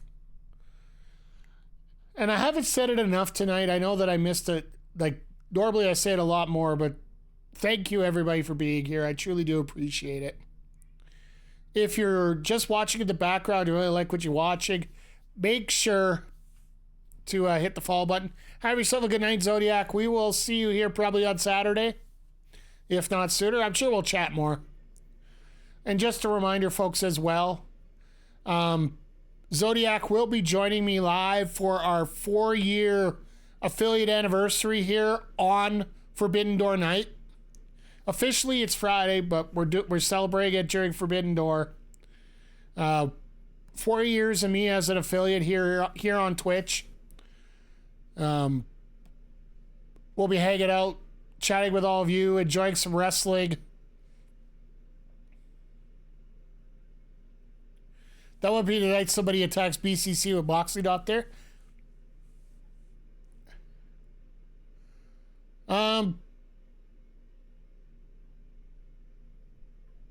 Could there be a possibility that, or you're talking about tonight? Nah.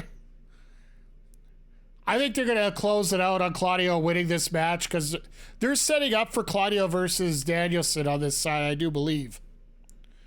It just makes sense for them to do that, so. But once again, what I was saying there, if you're lurking and you enjoy what you see, consider hitting that follow button so that you always know when we go live. If you guys really like what you see here and you enjoy and you want to continue on with the shenanigans and help out a little bit, consider hitting that subscribe button. Prime members get 1 free sub a month. Doesn't cost you, and I get a bonus out of it, so. But yeah, I do need to plug without plugging too much, but yeah. Thanks for putting up with me on that one. Thank you.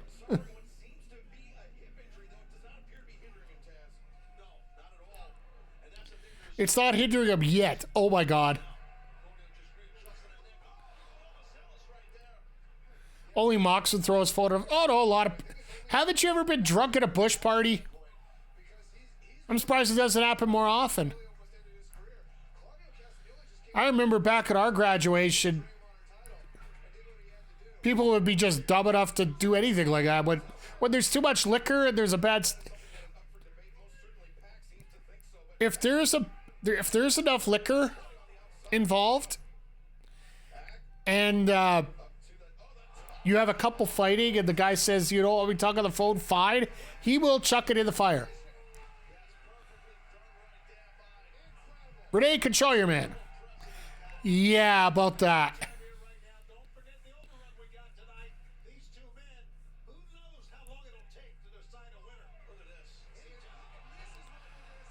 I honestly wish, and you guys can throw it out here. Just let me know what you think. When they keep announcing that they have an overrun, I wish they wouldn't. Just for the fact they can treat it like every other sports show. Because they don't advertise that they have an overrun when the Stanley Cup goes into 4 overtimes. They just have it go. Same thing with football. Same thing with basketball.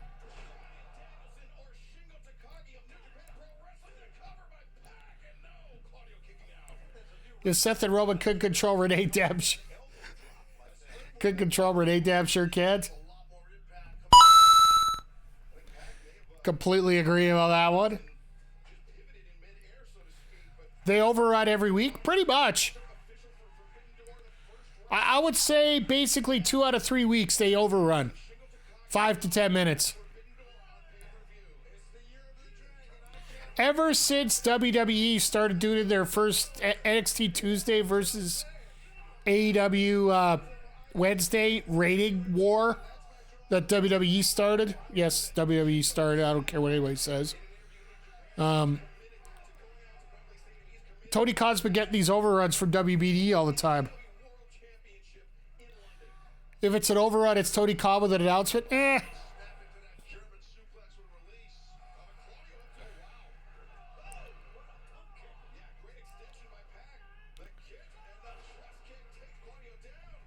Like I'll say this Saturday might have an overrun, but the next 2 weeks, 2 out of 3 weeks, they're pre-taping collisions. So why slap Claudio?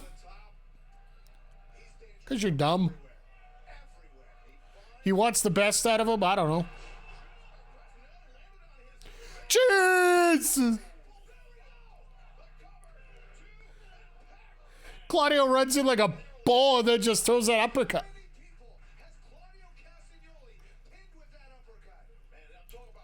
I thought Danielson was going to ask how many people did he kill with that uppercut. The last guy slapped him, he got swung. Oh, wait. Yeah. Oh, don't worry. That's coming.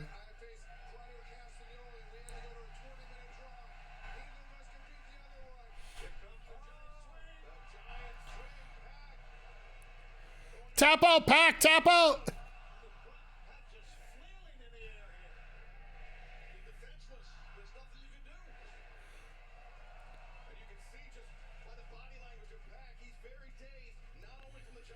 He didn't want to go for the sharpshooter because of his bad leg.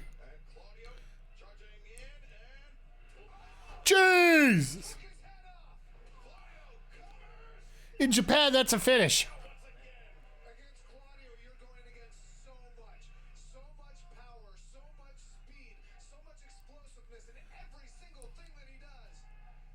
I love Danielson on commentary. He's just so honest. Actually, all the BCC on commentary. I like to see Claudio get a few shots of that. Standing brutalizer?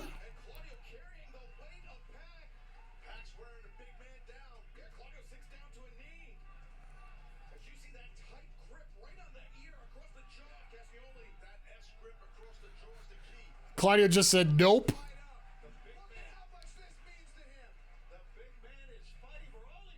Oh no, that's smart. That was smart. Now you got the sharpshooter.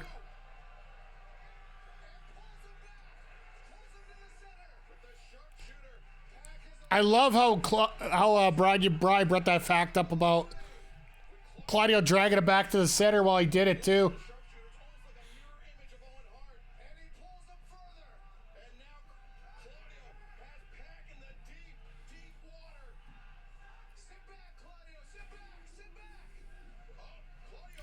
Oh, transitioning over.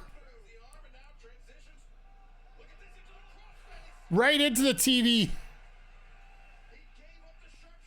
Like, you want to talk about TV wrestling, Claudio just as amazing on that as well.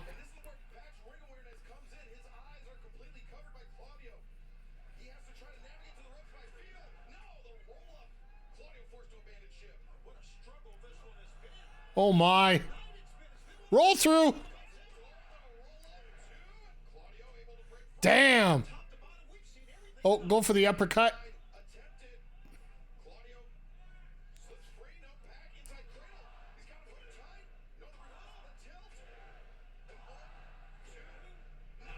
Oh, I thought that was going to be it.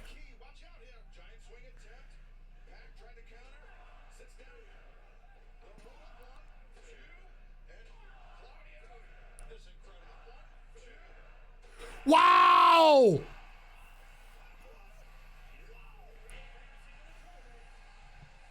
That was amazing!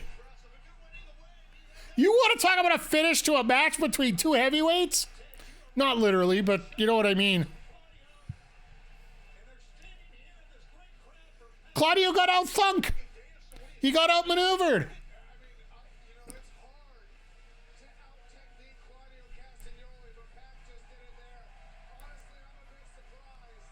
I'm not. PAC very rarely loses.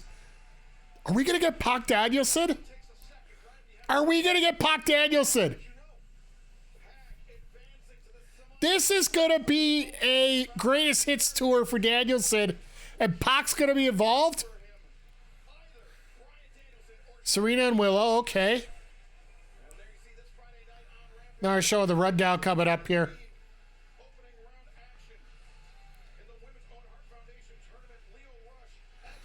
Leo Rush and Action Andretti. All right, let's go.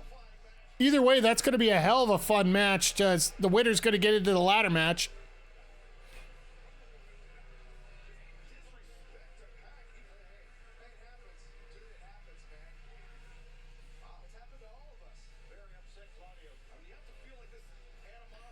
Ospreay Cage, our main event for next week. I love it. Continental Champ.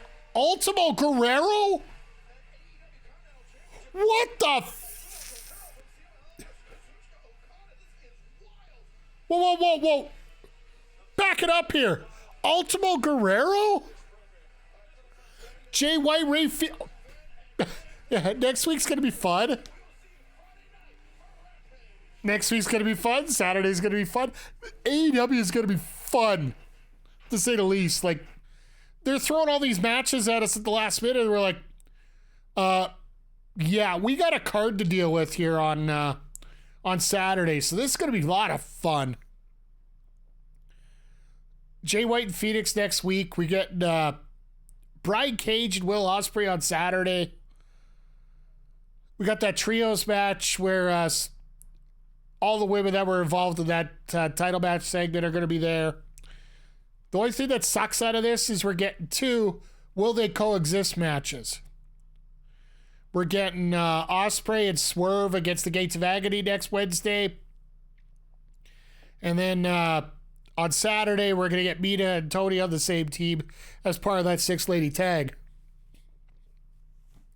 But my God, tonight, like, starting off with Roosh and MJF, absolutely fantastic.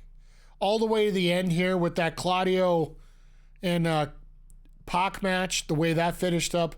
The segments were tight. We had the little bit with Jericho, which got in, got out. Fine. We got Will Ospreay and MJF having a face-off in the middle of this. Like, hello? Where did we see this coming from here? But that you're spinning your head through the entire card and how good the matches were. Think about that promo between Swerve and Ospreay right after that first match. Like, that is a go-home promo. We don't need to see either one of those guys back again, but we're going to see them next week in a tag match. How do they top what they did today? That's the question. Without blowing their load completely for the pay-per-view. This next couple weeks for wrestling is going to be absolutely freaking amazing. I don't care which promotion you're involved in. The next few weeks is going to be absolutely terrific. Whether you're dealing with Forbidden Door or the next weekend, we got Money in the Bank in Toronto. Let's go Canada. We just got good wrestling coming up lined up here. It seems like wrestling's figured itself out and it's decided to finally put the gas on it and let it run rather than try to hold back here. So, and I am so glad that you're all here with me for it. So.